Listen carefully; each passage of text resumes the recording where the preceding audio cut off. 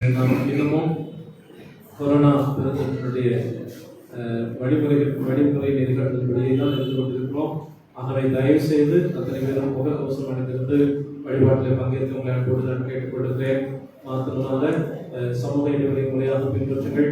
திருவிருந்துக்கு வந்து பங்கெடுக்கின்ற போது சரியான சமூக இடைவெளியை பின்பற்ற உங்களை அன்போடு நான் கேட்டுக்கொள்கிறேன். இன்னமும் கூட நீங்கள் பயன்படுத்திய பிறகு அந்த கோலை ராஜரசம் வருகிற கூடையை நீங்கள் சொந்த பயன்பாட்டுக்கு எடுத்து செல்வதாலும் எடுத்து செல்லலாம். அதை நாம் மறுபடியும் பயன்படுத்துவதில்லை. ஆகவே அதை நீங்கள் முன்னதாக வைக்கப்பட்டுள்ள பெட்டியில காகித பெட்டியில நீங்கள் எடுத்து செல்ல உங்களை அன்போடு நான் கேட்டுக்கொள்கிறேன். எனவே தயவு செய்து நீங்கள் இந்த சமூக இடைவெளியை பின்பற்றி கொரோனா காலத்திற்கான வழிகாட்டு நெறிமுறையை நீங்கள் பின்பற்ற அன்போடு கேட்டுக்கொள்கிறேன். நன்றி.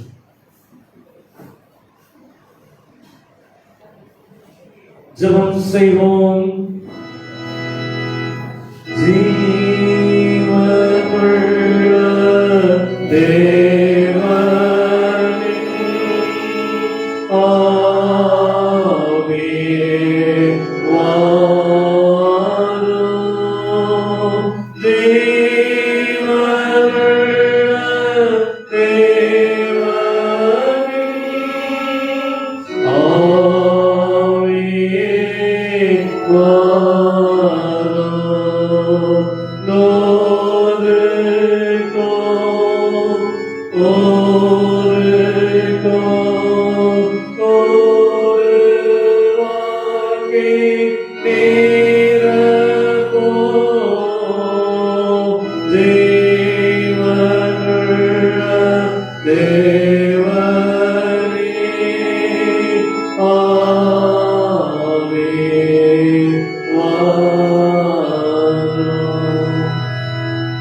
நேசித்து பாதுகாத்து பராமரித்துள்ள பெண் கடவுளே, இளமலமைச்சாரின் காவல்களை நாங்கள் கூடிய திருப்பாத்தல் வரும்படி நீர் எங்களுக்கு பாராட்டுகிற மேலான இலக்கங்களுக்காக நாங்கள் செலுத்துகிறோம். உண்மை போற்றுகிறோம், வாழ்த்துகிறோம், வணங்குகிறோம். இவ்வழிபாட்டிலும் கடவுளை நீர் எழுந்துள்ளி நாங்கள் உண்மை அறிந்து கொள்ளவும் அனைவருடைய வெளிப்பாட்டை நாங்கள் உணர்ந்து கொள்ளவும் நீர் எங்களுக்கு துணை இருக்கக்கூடிய பாத்துல வேண்டுதல் பெறுகிறோம். அப்படியே கடவுளே, நீர் எங்களுக்கு கொடுத்த ஆசீர்வாதமான குழந்தைகளுக்காக நாங்கள் செலுத்தி இரவும் உமக்கைக்காக நாங்கள் ஏற்க நீர் எங்களை ஆற்றல்படுத்தி நடத்த வேண்டும் என்று பார்த்து நாங்கள் கெஞ்சுகிறோம், தாழ்த்தி அர்ப்பணிக்கிறோம். பொறுப்பேற்றுக் கொள்வீராக. தொடர்ந்து முதல் நிலை மற்றும் உங்களுடைய திருப்பெயர் மகிமைக்கென்று நாங்கள் செயல்பட அருள்தாரும். இயேசு கிறிஸ்துவின் திருவடியை வேண்டிக் கொள்கிறோம். அன்பின் தந்தையே, ஆமென். நாம் அனைவரும் எழுந்து பாமாடிகள 10வது பாடல் போற்றிடு ஆண்டவரை சிருஷ்டிகர்த்தாவும் வல்லோரை ஏற்றிடும் உனக்கு ரட்சிப்பு சுகமானோரை என்கிற பாடலை நாம் சேர்ந்து பாடுவோம். பாமாலை எண் 10.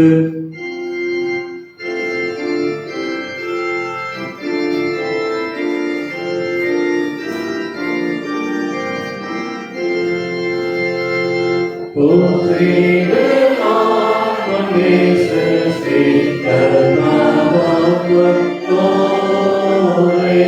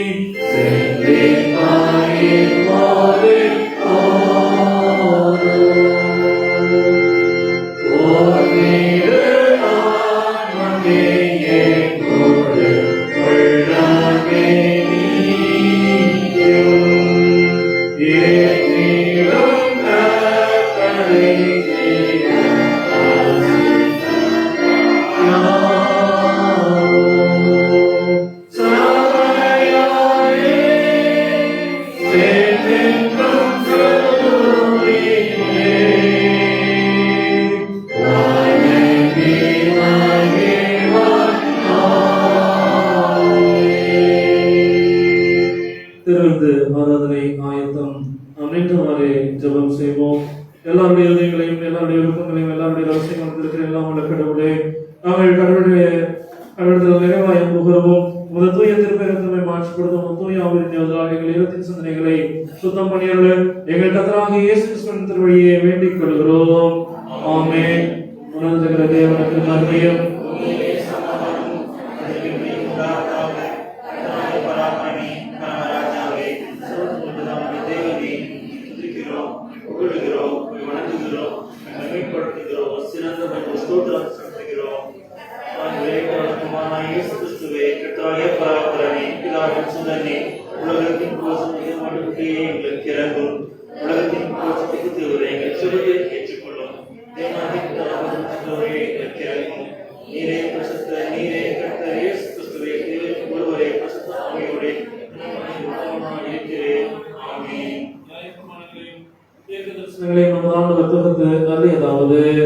நம்முடைய கர்த்தராகிய இயேசு கிறிஸ்து சொன்னதாவது, இஸ்ரவேலே கேள், நம்முடைய தேவனாகிய கர்த்தர் ஒருவரே கர்த்தர். உன் தேவனை கண்டெடுத்தல் உன் முழுதும் உன் முழு ஆத்மாவோடும் உன் முழு மனதோடும் உருவாக என்பதே பிரதான கற்பனை. இதற்கொப்பாக இரண்டாம் கற்பனை என்னவென்றால், உன்னிடத்தில் அன்பு கூறுவது போல் உன்னிடத்தில் அன்பு கூறுவாயாக என்பதே. இவைகளிலும் பெரிய கற்பனை வேறொன்றுமில்லை. இவ்விரண்டு கற்பனைகளும் நியாயப்பிரமாணம் நம்மையும் அழைத்திருக்கிறது என்பதே.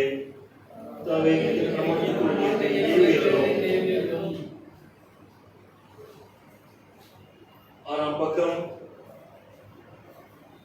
கிறிஸ்துவுக்குள் பிரியமானவர்களே, நாம் இப்பொழுது கடவுளுடைய வாக்கு வசனத்தை கேட்கவும் ஆண்டவரை பெற்றுக்கொள்ளவும் இங்கே கூடி வந்திருக்கிறோம்.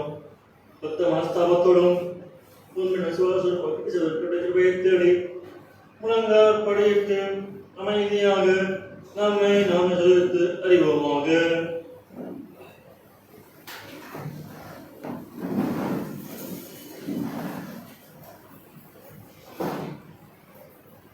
உங்கள் பாவ நிமித்தம் முழு ஹிருதயத்தோடு உண்மையை மனசப்பட்டு பேரிடத்தில் அன்பும் ஸ்நேகமாயிருந்து இனி அவருடைய கற்பனைகளை கொண்டு சுதாரிக்கப்பட்டவர்களாய் அவருடைய பிரசித்தமாக நடப்போம் என்று தீர்மானித்திருக்கிற நாம் நமது ஆண்டவர் இயேசு கிறிஸ்துவின் மூலமாக சர்வ வளங்களோடு உருவாகும்படி மறுபடியும் உங்கள் பாவங்களை மனத்தன்மையாய் எடுங்கள். பரமபிதாவே, எடுக்கிறோம்.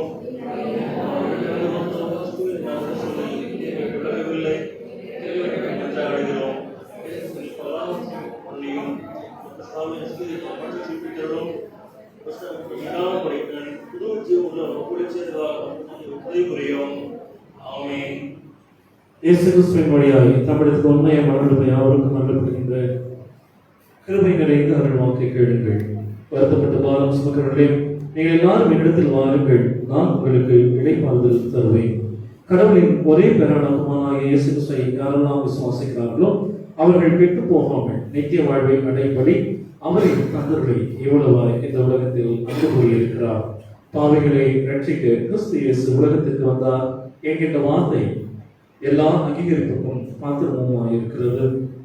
யாரேனும் பாவம் செய்வாரானால் நீதிபதியாகிய இயேசு கிறிஸ்துவை நமக்காக தந்தையாம் கடவுள் பரிந்து பேசுவதாய் இருக்கிறார்.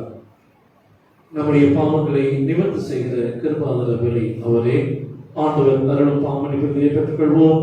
நம்முடைய பரமபிதாவாகிய சர்வவல்லமை கடவுள் உத்தம மனஸ்தாபத்தோடும் உண்மையான விசுவாசத்தோடும் தமிழகத்துக்கு மனம் திரும்பி தங்களுடன் குற்றங்களை மன்னிக்கிற யாவருக்கும் பாவமன்னிப்பதை செய்வோம் என்று மிகுந்த இரக்கமாய் வாக்குத்தத்தம் செய்திருக்கிறார்.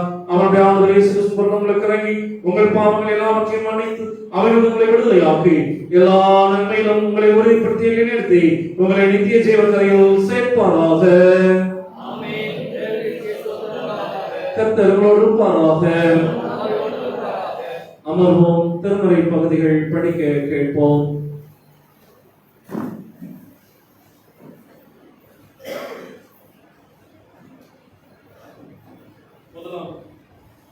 முதலாம் திருமறை பகுதியாக யாத்ராகம புத்தகம் 2ஆம் அதிகாரம் வசனங்கள் 1 தொடங்கி 10 முடிய படிக்க கேட்போம். யாத்ராகமம் 2ஆம் அதிகாரம் வசனங்கள் 1 தொடங்கி 10 முடிய. வாசிக்கும்படியாக தெரிந்து கொள்ளப்பட்ட முதலாம் வேத பாடம் யாத்ராகமம் புத்தகம் 2ஆம் அதிகாரம் வசனங்கள் 1 முதல் 10 முடிய. இவ்வாறு இருக்க லேவி குலத்தவர் ஒருவர் லேவி குல பெண்ணொருத்தியை மனம் செய்து கொண்டார். அவள் கருவுற்று ஓர் ஆண்மகவை ஈன்றெடுத்தாள். அது அழகாய் இருந்தது என்று கண்டால் 3 மாதங்களாக அதனை மறைத்து வைத்திருந்தாள். இதற்கு மேல் அதனை மறைத்து வைக்க இயலாததால் அதனுக்காக கோரைப்புள்ளால் பேழை ஒன்று செய்து அதன் மீது நீல கீழ் இவற்றை பூசினால் குழந்தையை அதனுள் வைத்து நைல் நதி கரையில் உள்ள நாணல்களுக்கு இடையில் விட்டு வைத்தாள். அதற்கு என்ன ஆகுமோ என்பதை அறிந்து கொள்ள குழந்தையின் சகோதரி தூரத்தில் நின்று கொண்டிருந்தாள். அப்பொழுது பார்வோனின் மகள் நைல் நதியில் நீராட இறங்கிச் சென்றால் அவள் தோழியரோ நைல் நதி கரையில் உலாவிக் கொண்டிருந்தனர். அவள் நாணலிடையே பேழையை கண்டு தன் தோழி ஒருத்தியை அனுப்பி அதை எடுத்தாள். அதை திறந்த போது ஓர் ஆண் குழந்தையை கண்டால் அது அழுது கொண்டிருந்தது. அதன் மேல் அவள் இரக்கம் கொண்டாள். இது எபிரேய குழந்தைகளுள் ஒன்று என்றாள். உடனே குழந்தையின் சகோதரி பார்வோன் மகளை நோக்கி, உமக்கு பதிலாக பாலூட்டி குழந்தையை வளர்க்க எபிரேய செவிலி ஒருத்தியை நான் சென்று அழைத்து வரட்டுமா என்று கேட்டாள். பார்வோனின் மகள் அவளை நோக்கி, சரி, சென்று வா என்றார். அந்த பெண் சென்று குழந்தையின் தாயையே அழைத்து வந்தாள். பார்வோனின் மகள் அவளை நோக்கி, இந்த குழந்தையை நீ எடுத்து செல், எனக்கு பதிலாக நீ பாலூட்டி அதை வளர்த்திடு, உனக்கு கூலி கொடுப்பேன் என்றாள். எனவே குழந்தையை எடுத்து சென்று அதனை பாலூட்டி வளர்த்தாள் அப்பெண். குழந்தை வளர்ந்த பின் அவள் பார்வோனின் மகளிடம் அவனை கொண்டு போய்விட்டாள். அவள் அவனை தன் மகன் என கொண்டாள். நீரிலிருந்து நான் இவனை எடுத்தேன் என்று கூறி அவள் அவனுக்கு மோசே என்று பெயரிட்டாள். பாடம் முடிந்தது. கடவுளே மக்களே மகிமை உண்டாவதாக. நாம் அனைவரும் எழுத நிற்க நற்செய்தி பகுதியை படிக்க கேட்போம்.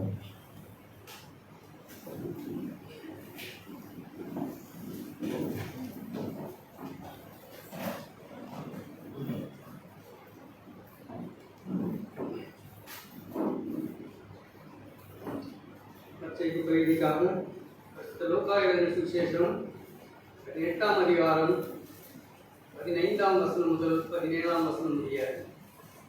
பரிசுத்த லூக்கா 18:15 முதல் 17 முடிய. பின்பு குழந்தைகளையும் அவர் தொடும்படிக்கு அவர்களை அவரிடத்தில் கொண்டு வந்தார்கள். சீஷர்கள் அதை கண்டு கொண்டு வந்தவர்களை அதட்டினார்கள். இயேசுவோ அவைகளை கொண்டு வரும்படி கட்டளையிட்டு, சிறு பிள்ளைகள் என்னிடத்தில் வருகிறதற்கு இடம் கொடுங்கள், அவைகளை தடை பண்ணாதிருங்கள், தேவனுடைய ராஜ்யம் அப்படிப்பட்டவர்களுடையது. எவனாயினும் சிறு பிள்ளையைப் போல் தேவனுடைய ராஜ்யத்தை ஏற்றுக்கொள்ளாவிட்டால் அதில் பிரவேசிக்க மாட்டான் என்று மெய்யாகவே உங்களுக்கு சொல்லுகிறேன் என்றார். வாசிக்கும்படியாக தெரிந்துவிடப்பட்ட வேதவாடம் வாசித்தாயிற்று. கிறிஸ்துவே உமக்கு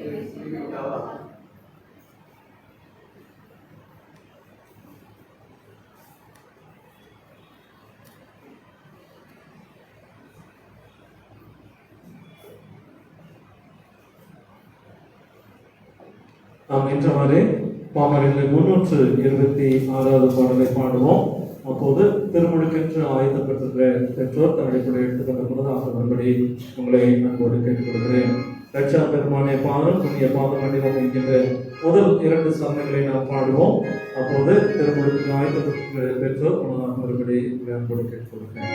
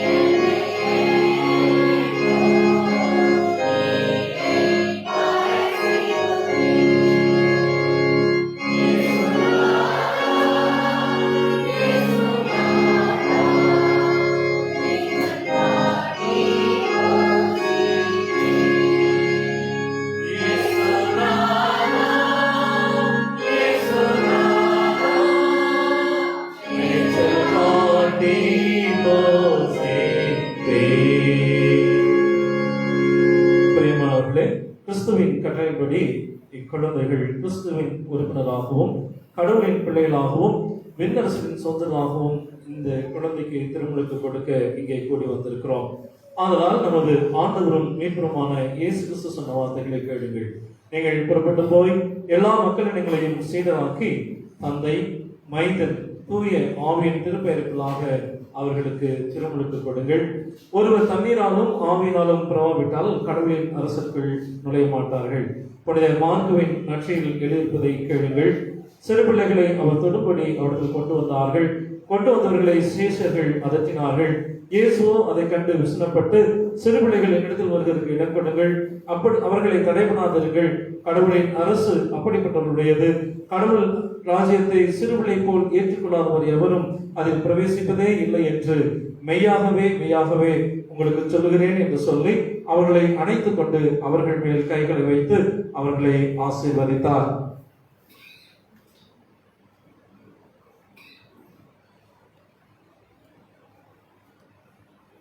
திருமுழுக்குக்கென்று பிள்ளைகளை கொண்டு வருபவர்கள் திருமுழுக்குரிய விசுவாசத்தை அறிக்கை செய்வதும் கிறிஸ்துவின் வழியில் அவர்களை வளர்க்க வாக்கு கொடுப்பதும் அவர்களின் உண்மையான கடமையாகவும், தந்தை, மைந்தன், தூய ஆவியாராகிய ஒரே கடவுளை நீங்கள் விசுவாசிக்கிறீர்களா?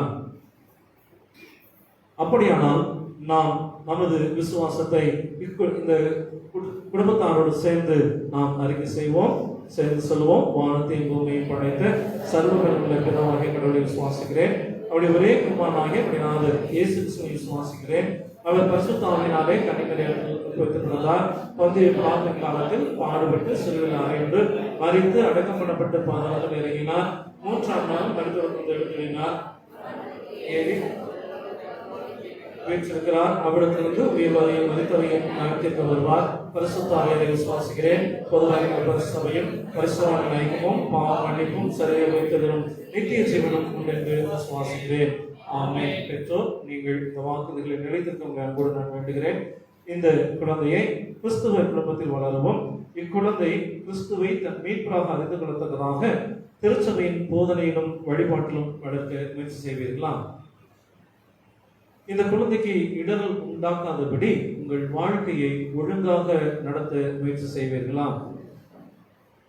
இக்குழந்தையானது தூய ஆவியாரால் விசுவாசத்தில் வேரூன்றி கர்த்தருடைய பந்தியில் பங்கு பெறவும், திருச்சபையின் கூட்டுறவில் கடவுளை உண்மையாய் சேவிக்கவும், இந்த உலகத்திற்குள் செல்லவும் உதவியாய் இருக்கும்படி இக்குழந்தை பிற்காலத்தில் திருச்சபையின் முழு உறுப்பினராக, அதாவது திடப்படுத்தல் பெற இக்குழந்தையை நீங்கள் உற்சாகப்படுத்துவீர்களா? கடவுளுடைய ஒத்தாசையால் இதை செய்வோம் என்று உறுதி செலுத்துகிற இந்த குடும்பத்தாருக்காக ஆண்டை பார்த்து நாம் விடுதல் பெறுவோம். சிறப்பாக பிரியமானவர்களே, இவர்களும் நம் நடுவில் இருக்கக்கூடிய மற்ற அனைத்து பிள்ளைகளும் கிறிஸ்துவை பற்ற அறிவிலும் அன்பிலும் வளர்வதற்கு ஏதுகரமாக இருக்க நாம் இத்திருச்சபை கிறிஸ்துவின் திருச்சபையின் உறுப்பினராக உங்கள் அழைப்புக்கு உண்மையுள்ளவர்களாக இருப்பீர்களா? திருச்சபையாக உண்மையுள்ளவர்களாக இருப்பீர்களா? அப்படி என்றால் நாம் அனைவரும் ஜெப நிலையில இருப்போம். திருமுழுக்கு பெற இருக்கிற அன்பு குழந்தை கடவுளுடைய பேரருளை நிறைவாய் பெறும்படி நாம் ஜெப நிலையில இருப்போம். இக்குழந்தை எல்லா நிறைவான ஆசைகளை பெற்றுக்கொண்டு கடவுளுக்கு சான்றுடைய மகளாக திகழ ஆண்டு வழிநடத்த வேண்டும் என்று சொல்லி நாம் மன்றாடுவோம். நல்ல சுகத்தோடு ஞானத்தோடு ஆண்டவருக்குரிய பலத்தோடு இந்த குழந்தை வாழ்ந்திருக்க சொல்லி ஆண்டவர் சமூகத்தில் நாம் வேண்டுதல் புரிவோம். நம்முடைய திருச்சபையின் பொருளாளர் திருமதி தமிழரசி அவர்கள் முன்னதாக வந்து இந்த குழந்தையின் நல்வாழ்வுக்காக திருமுழுக்கு பெறப்போகிற இந்த குழந்தை ஆண்டுடைய நிறைவான ஆசையை பெற வேண்டும் என்று சொல்லி ஜெபிக்க அழைக்கிறேன்.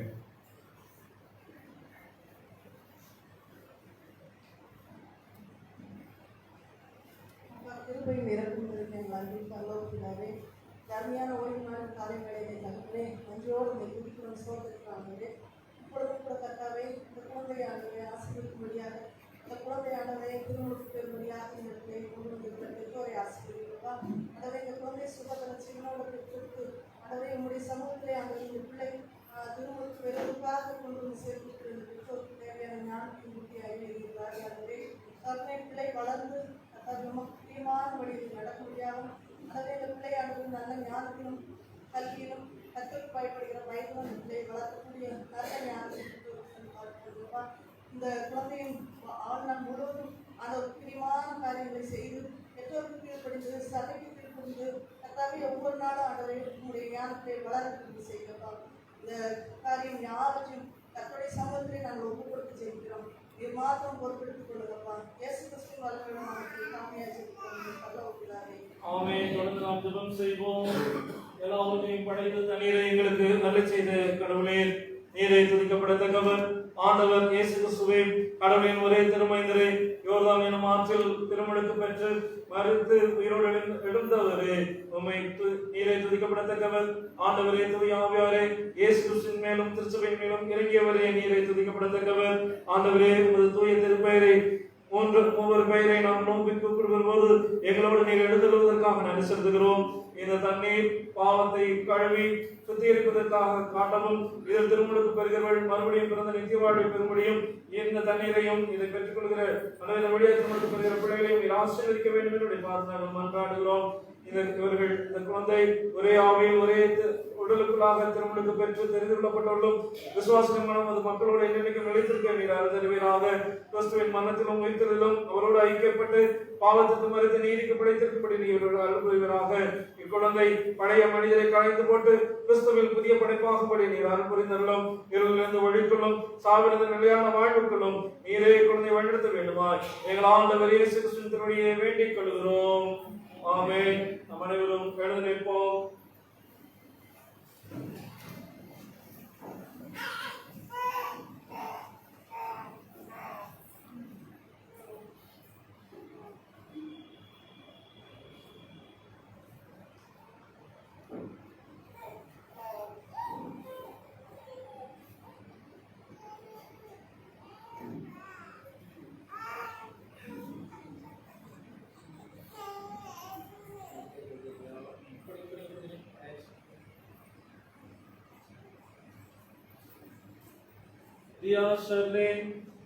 தந்தை,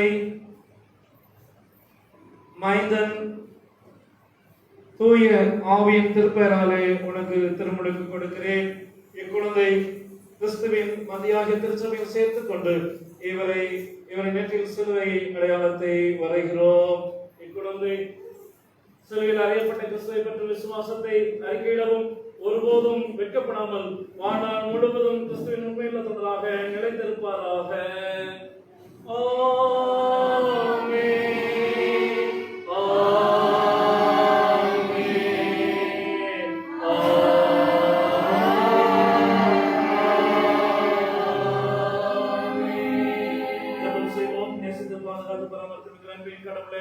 இப்போதும் இந்த குழந்தைகளை திருப்பாத்து நாங்கள் அர்ப்பணிக்கிறோம் சுவாமி. எல்லா நலங்களையும் வளங்களையும் நீரே தந்தை குழந்தை உமக்குள் வாழ்ந்து செலுத்த நீர் அழுத்தம் பார்த்து நாங்கள் மன்றாடுகிறோம். கொடுத்த அனைவரே நல்ல பெற்றோருக்காக இக்குழந்தை வளர்த்திருப்பதற்கு எல்லா ஞானத்தினாலும் நீர் நிறைத்து வழிநடத்தபடி பார்த்து நாங்கள் மன்றாடுகிறோம். அப்படியே குழந்தையும் பெற்றோருக்கும் திருச்சபைக்கும் சமூகத்திற்கும் குடும்பத்திற்கும் பொறுப்புள்ள மக்களாக வாழ்ந்து சிறக்க நீர் அருள் தர வேண்டும் என்று பார்த்து நாங்கள் மன்றாடுகிறோம். உடைய திருப்பாத்திரங்களாக நாங்கள் ஒப்புக் கொடுக்கிறோம் சுவாமி. அனைவரே இந்த குழந்தை வளர்ந்திருந்து அனைவரே எல்லாருக்கும் சான்றுள்ள மகளாக அனைவருக்கும் மகிழ்ச்சி ஏற்படுத்துகிற மகளாக இந்த சமூகத்தின் அனைவரே வளர்ச்சிகளுக்கும் மாற்றங்களுக்கும் அடித்தளமாய் விளங்குகிற மகளாக திகழ நீர் அருள் தர வேண்டும் என்று பார்த்து நாங்கள் மன்றாடுகிறோம். எங்களை தாழ்த்து அர்ப்பணிக்கிறோம். கடவுளை பொறுப்பேற்றுக் கொண்டு வழிநடத்துவீராக. இறைவன் இயேசு கிறிஸ்துவின் திருவடியை வேண்டிக் கொள்கிறோம் தந்தையே. ஆமென்.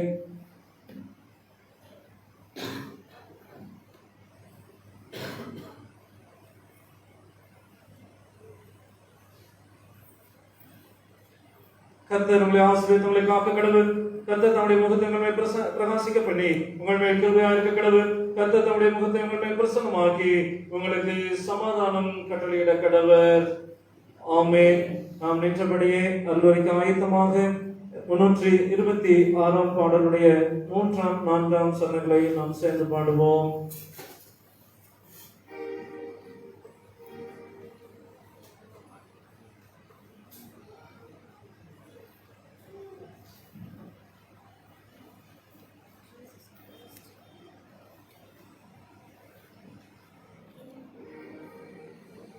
126வது பாமாலை ரட்சாபிற்கான பாதம் என்கிற பாடலை 3ஆம் 4ஆம் சரணங்களை நாம் சேர்ந்து பாடி வருவதற்கென்று ஆயத்தப்படுவோம்.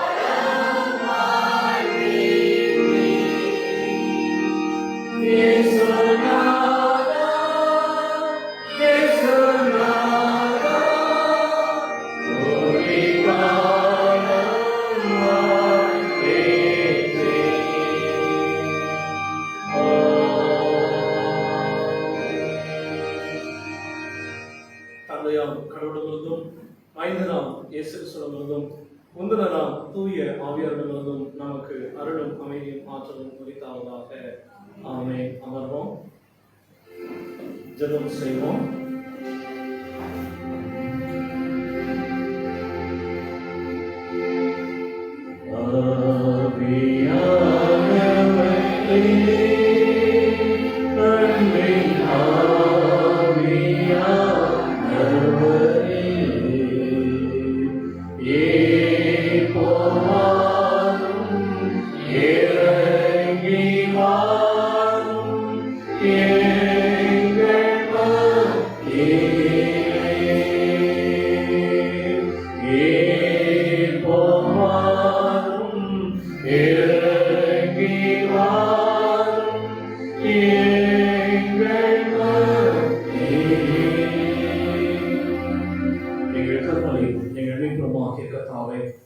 எங்கள் வாயின் வார்த்தைகளும் எங்கள் கூடியிருக்கும் எங்கள் ஒவ்வொரு இடத்தின் நினைவுகளும் உன் திருமுன் ஏற்புடையதாய் இருப்பதாக.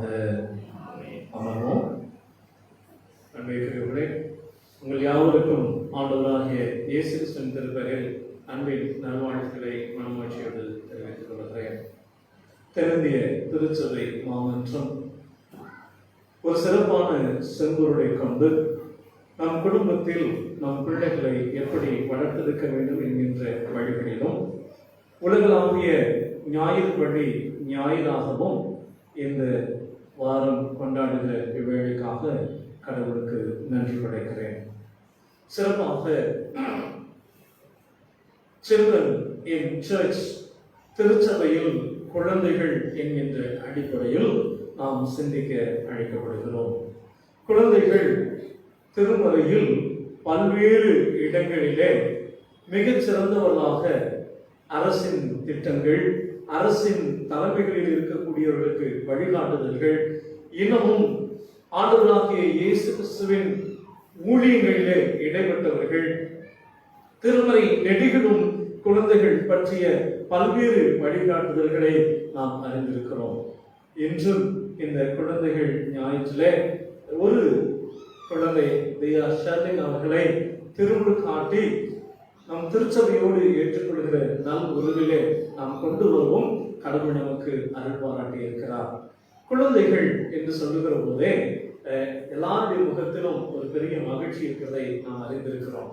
அந்த குழந்தைக்கும் நமக்கும் நேரடியாக எந்த தொடர்பும் இல்லாவிட்டாலும் குழந்தைகள் என்று சொல்லுகிற போதே நம்முடைய கவலைகள் எல்லாம் மறந்து போகும்.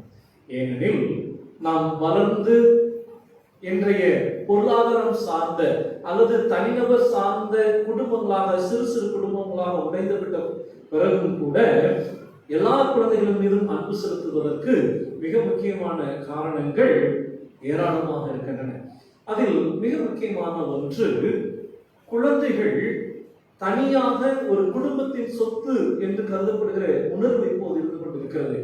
ஆனால் குழந்தைகள் என்கிற நிலையானது இந்த சமூகத்தில் அது சமூகத்தின் சொத்தாகத்தான் இதுவரை பார்க்கப்பட்டிருந்தது. அதனால்தான் எந்த குழந்தையை பார்க்கிற போதும் ஒரு பெரும் மகிழ்ச்சி நமக்குள் இருக்கிறது. எந்த குழந்தை பாதிக்கப்படுகிற போதும் நம் குழந்தை பாதிக்கப்பட்டதை போல ஒரு உணர்வு வருவதற்கு மிக முக்கியமான காரணம் குழந்தைகள் தான் மனித வாழ்வின் நீட்சிகள். இந்த குழந்தைகள் தான் படைப்பை இந்த உலகத்தில் காப்பதற்கான புது படைப்புகள். இந்த குழந்தைகள் தான் கடவுளின் திட்டத்தை நிறைவேற்றுவதற்கு கொடுக்கப்பட்டிருக்கிற புதிய நம்பிக்கைகள் என்பதை நாம் அறிந்திருக்க அழைக்கப்படுகிறோம்.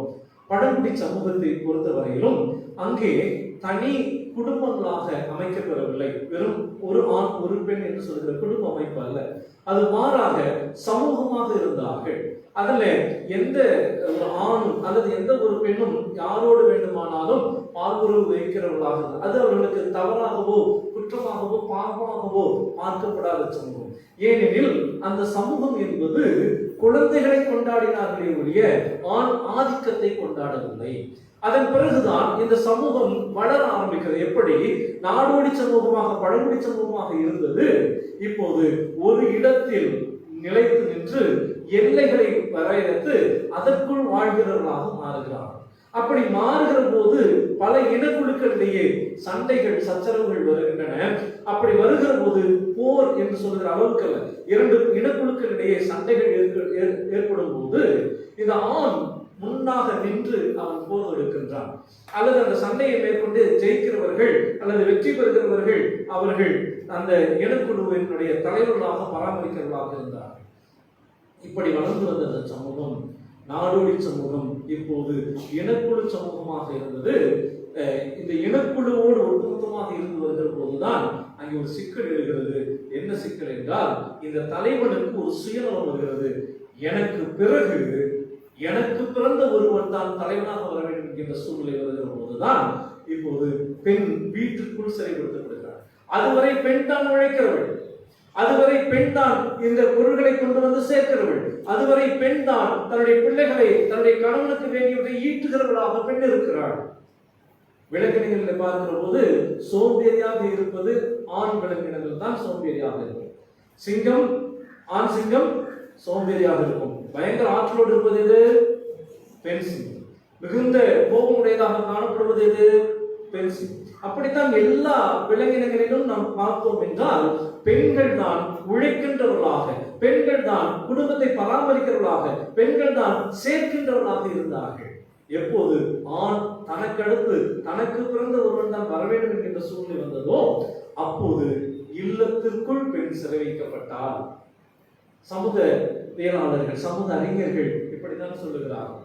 அதன் பிறகுதான் ஆணுடைய ஆதிக்கம் அதிகமாகினது. ஆணுடைய ஆதிக்கத்தின் விளைவாக பெண்மை அங்கே சிதறடிக்கப்பட்டது என்று சொல்கிறார்.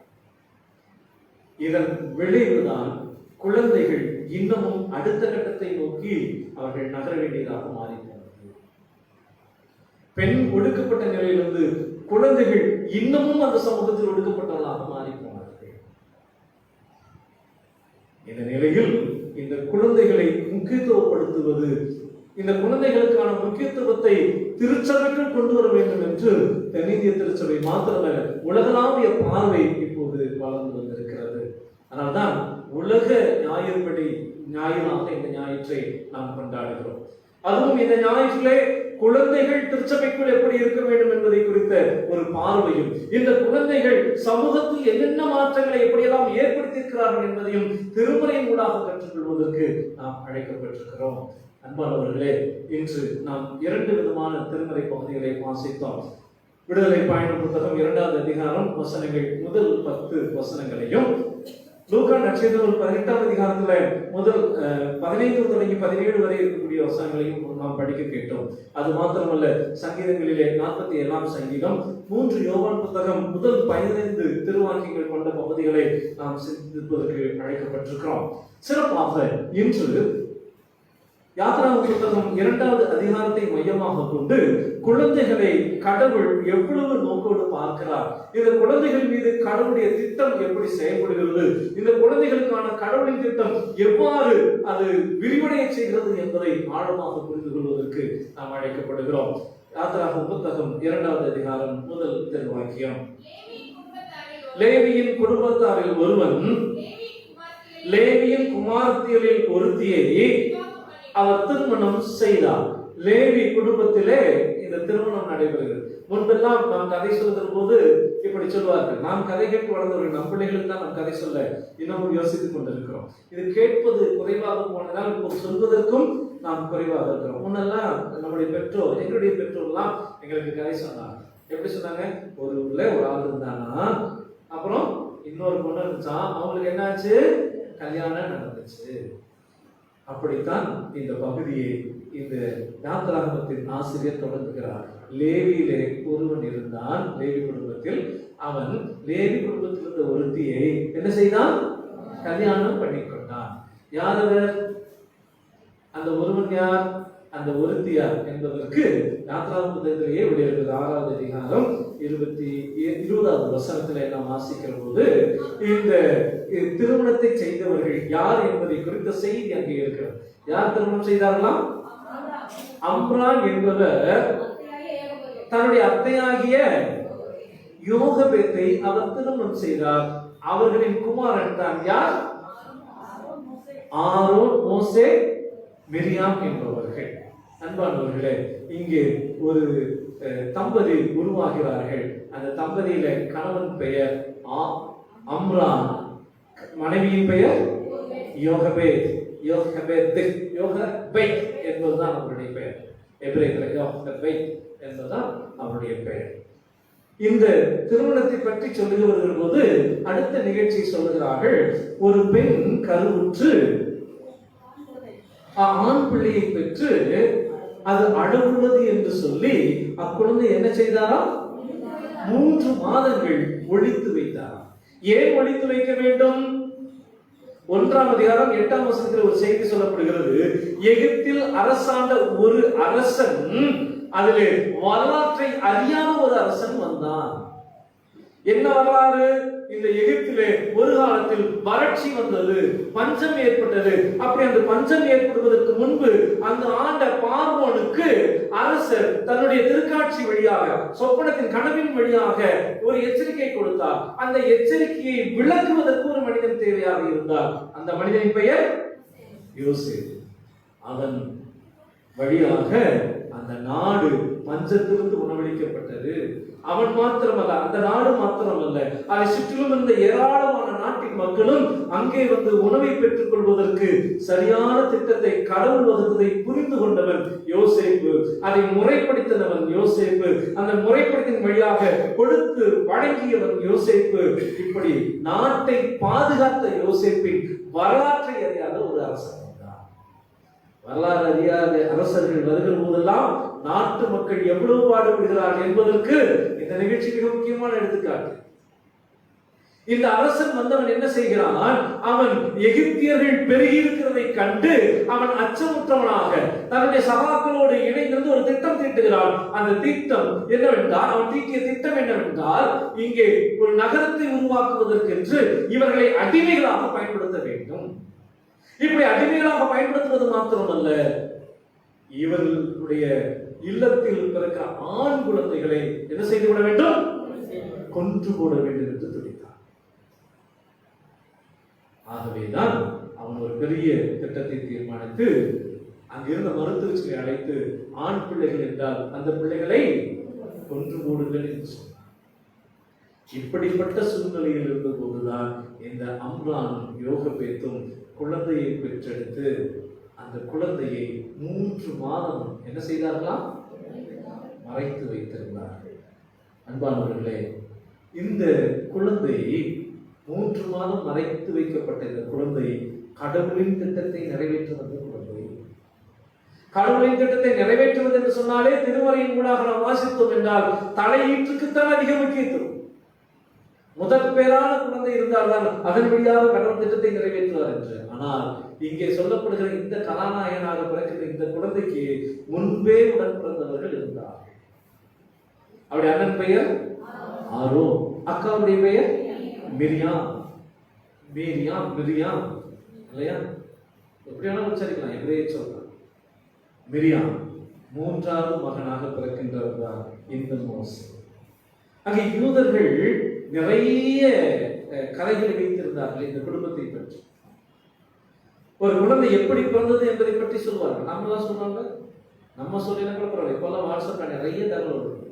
அதாவது சொல்ற பேசி முறையிட்டேன், யார் தெரியுமா, டே நான் சாதாரண சத்திரி இல்லை. ஒரு போர் நடக்கும் போது போர்ல அக்கினியில அப்படி வந்தார் ஒரு ஹீரோ, அவருடைய நெத்தியில சட்டிக்குள்ள பிறந்தவங்க. நிறைய கேட்கும், எல்லாம் புனிவுகள். அதுல கொஞ்சம் வீரவசனம் பேசுறதுலாம் உண்டு, நகைப்பாகத்தான் இருக்கு. அறிவு சார்ந்த, பகுத்தறிவு சார்ந்த, அறிவார்ந்த சமூகமாக அதை பார்த்து நாம் நகைக்கத்தான் வேண்டியதாக இருக்கு. அதை போல இல்லாமல் இன்னும் கருத்தாக இந்த யூத சமூகத்தில் பல்வேறு மித்துகள் உண்டு. மித்ஸ், கற்பனை அல்லது புனைவுகள் என்று சொல்லுவார், அல்லது அவர்களுக்குள்ளாக இருந்த நம்பிக்கைகள் என்று சொல்லுவார். அந்த யூதர்கள் எப்படி நம்பியிருந்தார்களாம், இந்த குழந்தையை ஈன்றெடுக்கின்ற அந்த யோகபே அவள் இந்த மகப்பேற்றின் பிரசவ வேதனை இருக்கிறதா, அந்த வேதனையை இல்லாமல் பெற்றெடுக்கிற அளவுக்கு அவர் பலசாலியாக இருந்தார். ஹீரோ கனெக்ஷன் இருக்குல்ல, அவ்வளவு பலசாலியாக இருந்தார். அது மாத்திரமல்ல, அவள் பிள்ளை பெற்ற பிறகு அவள் முகம் பொழிவோடு காணப்பட்டது. அந்த குழந்தையை படுக்க வைத்திருந்த அறை இருந்ததே, அந்த அறை சூரியனும் சந்திரனும் சேர்ந்திருந்தால் எப்படி ஒரு வெளிச்சம் இருக்குமோ அப்படி ஒரு பிரகாசம் இருந்த அறையாக அந்த அறை இருந்தது. அப்படி இந்த மோசேயை பற்றி ஒரு பெரிய காட்சியை யூதர்கள் எதிர்நோக்கி கொண்டிருந்தார். அன்பானவர்களே, இங்கே மிக முக்கியமான ஒன்று, அவர்கள் ஒளித்து வைத்தார்கள். ஏன் ஒளித்து வைத்தார்கள்? 3வது வசனம் மறுபடி சொல்லுங்க. ஏன் ஒளித்து வைத்தார்களா? இல்ல, 2வது வசனம். ஏன் அதை ஒளித்து வைத்தார்? அது ஆண் பிள்ளை பெற்று அது அழகுள்ளது என்று ஒளித்து வைத்தார்கள். ஆனா இதை விசுவாசத்தின் புத்தகமாகிய எபிரேயருடைய ஆக்கியோர் இன்னும் ஒரு அழகான செய்தியை சொல்கிறார். எபிரேயர் புத்தகம் 11ஆம் அதிகாரம் 23ஆம் திருவாக்கியத்திலே காணுகிற போது இந்த குழந்தையை ஒளித்து வைப்பதற்கு ஒரு காரணம் இருந்தது. என்ன காரணம் இருந்தது? நாம் வாசியுங்கள். எபிரேயர் புத்தகம் 11ஆம் அதிகாரம் 23ஆம் வசனம். மோசே பிறந்தபோது அவருடைய பெற்றோர் அந்த குழந்தை அழகுள்ளது என்றுதான் கண்டார்கள். ஆனாலும் இன்னும் அடுத்த காரியங்கள் இருக்கிறது. விசுவாசத்தோடு அரசனின் கட்டளைக்கு பயப்படாமல் அந்த குழந்தை என்ன செய்தார்கள்? ஒளித்து வைத்தார். 3 மாதம் ஒளித்து வைத்தார். இங்கே விடுதலை பயணத்தின் ஆசிரியர், யாத்ராகம புத்தகத்தின் ஆசிரியர் சொல்லுகிறார், அந்த குழந்தை அழகுள்ளது என்று ஒளித்து வைத்தார்கள். அழகுள்ளது என்று மாத்திரம் ஒளித்து வைக்கவில்லை. இன்னும் அடுத்த கட்டத்தை நோக்கி செல்கிறார்கள். அரச கட்டளைக்கு பயப்படாமல் விசுவாசத்தினாலே அந்த குழந்தை என்ன செய்தார்களாம்? ஒளித்து வைத்தார்கள். அது மாத்திரமல்ல, இந்த ஒளித்து வைத்த அந்த குழந்தை வழியாக கடவுளின் திட்டம் இது என்பதை அவர்கள் விசுவாசித்திருந்தார். ஆகவே அரச கட்டளைக்கு அவர்கள் அடிபடுகிறார்கள். நம் இல்லங்களில் குழந்தை பிறந்த பிறகு அதை குளிப்பாட்டி அதுக்கு பூச்செல்லாம் பூசி பவுடர் அடிச்சு அப்புறம் பெருசா இங்க போட்டு அப்புறம் காலில் எல்லா இடத்துலயும் அங்க போட்டு வச்சிருக்கோம். எதற்காக? கண்ணுபட போகுது இல்லையா? இந்த அரசு என்ன சட்டத்திட்டங்களை வைத்திருக்கிறது என்பதை பற்றி கவலை இல்லை. இந்த உலகம் என்ன சட்டத்திட்டங்களை வைத்திருக்கிறார்கள் என்பதை பற்றி கவலைப்படாமல், இந்த சமூகத்தின் சட்டத்திட்டங்களுக்கு கவலைப்படாமல், இந்த சட்டத்திட்டங்களுக்கு நாம் ஒளித்து வைக்கக்கூடிய பெற்றோராக மோசேயின் பெற்றோர் இருந்தார். அதனால் அவ்வளவு பெரிய தரிசனத்திற்கு நேராக அவன் வழிநடத்தப்பட்டார். நாம் என்ன செய்து கொண்டிருக்கிறோம்? எப்படிப்பட்டவர்களாக இருக்கிறோம்? இந்த சமூகத்தின் சட்டத்திட்டங்கள் இந்த சமூகத்தை ஆளுகிறவர்களுடைய சட்டத்திட்டங்கள் அல்லது சமூகத்தில் யார் பெரியவர்களாக அவர்களின் கட்டளைக்கு பயந்தவர்களாக இருந்து கொண்டிருக்கிறோமே ஒழிய கடவுளின் திட்டத்துக்கு இசைந்தவர்களாக இருக்கிறோமா? இங்கே ஒழித்து வைத்தார்கள். அலுவலகத்துக்கு மாத்திரமன்று விசுவாசத்தால் அரசனின் கட்டளைக்கு பயப்படாமல், அரசனின் கட்டளைக்கு பயப்படாமல் ஒழித்து வைத்தார்கள். அன்பானவர்களே, ஒழித்து வைத்த பிறகு 3 மாதத்திற்கு பிறகு இனி அது நடக்காது என்று தெரிந்த பிறகுதான் ஒரு வேலை செய்கிறார்கள். என்ன வேலை செய்கிறார்கள்? 3ஆம் வசனத்திலே வாசிக்கிறோம். அவர் ஒழித்து வைக்க கூடாமல் ஒரு நாணல் பெட்டியை எடுத்து அதற்கு பிசுனும் கீழும் பூசி அதை பிள்ளையை வளர்த்தி அங்கே ஒரு நாணல் பெட்டியை கொண்டு வந்தார். இந்த நாணல் பெட்டிக்கு ஆங்கிலத்தில் நீங்க வாசித்து பார்த்தீங்கன்னா சொல்லப்படுகிற பெயர் பெப்பைராஸ் பாஸ்கெட். என்னது? பெப்பைராஸ். கேள்விப்பட்டிருக்காங்க? பெப்பைராஸ். பெப்பைராஸ் என்று ஒரு சொல் ஆசிரியர்கள் கண்டிப்பாக கேள்விப்பட்டிருப்பீர்கள். அந்த எழுதுவதற்கு முன்பு பதிவு செய்வதற்காக வைக்கப்பட்டது நாவல் தந்தை. பெப்பைராஸ் பாஸ்கெட் என்கிற அந்த சொல்லுக்கு எபிரேயத்தின் மூலம் சொல்கிறது தாபைத் என்று. தாபைத் என்கின்ற வார்த்தையை பயன்படுகிறார். இந்த தாபைத் என்கின்ற வார்த்தை நோவா கட்டிய பேழைக்கு கொடுக்கப்பட்ட வார்த்தை. அங்கே இந்த நோவாவின் பேழைக்கு வைக்கப்பட்ட அதே பெயர் மீண்டும் மோசேயின் நாணல் பெட்டிக்கு அது வைக்கப்பட்டது. 2 பேழைகளும் ஒன்றாய் பார்க்கப்பட்டது. அந்த பேழையில் வந்தவர்கள் புது யுகத்தை பார்த்தார்கள். இந்த பேழையில் வந்த இந்த குழந்தை புது யுகத்தை படைத்தது. அந்த பேழையிலிருந்து வந்தவர்கள் கடவுளோடு உடன்படிக்கை செய்தார்கள். இந்த பேழையிலிருந்து வந்தது வாக்குத்தத்தத்தை சுதந்திரித்தது. அந்த வாக்குத்தத்தத்துக்கான வழியை ஏற்படுத்தியது. தாபைத், அந்த நாணல் பெட்டிக்கு தாபைத், இந்த பேழைக்குள்ளாக இருந்த இந்த பேழையை எடுத்து அவருடைய பெற்றோர் தண்ணீரிலே விடுகிறார்கள். தண்ணீரிலே விடுகிற போது யாரேனும் பார்த்துவிடக் கூடாது, அல்லது எங்கேயாவது பத்திரமான ஒரு இடத்துக்கு போய் சேர வேண்டும் என்பதுதான் இந்த பெற்றோரின் கனவு.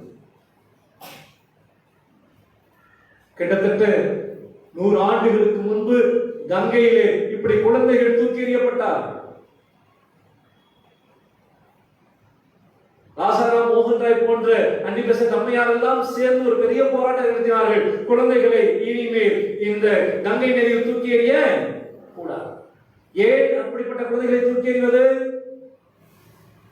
இந்த சமூகத்தின் உயர்த்தத்தில் இருக்கக்கூடிய பிராமணர்களும் சூத்திரராக இருக்கக்கூடிய இந்த சமூகத்தின் அடித்தட்டில் இருக்கிற சூத்திர பெண்ணும் கூடிவிட்டால் அதில் பிறக்கக்கூடிய குழந்தையை எங்கே தூக்கி எறிய வேண்டும்?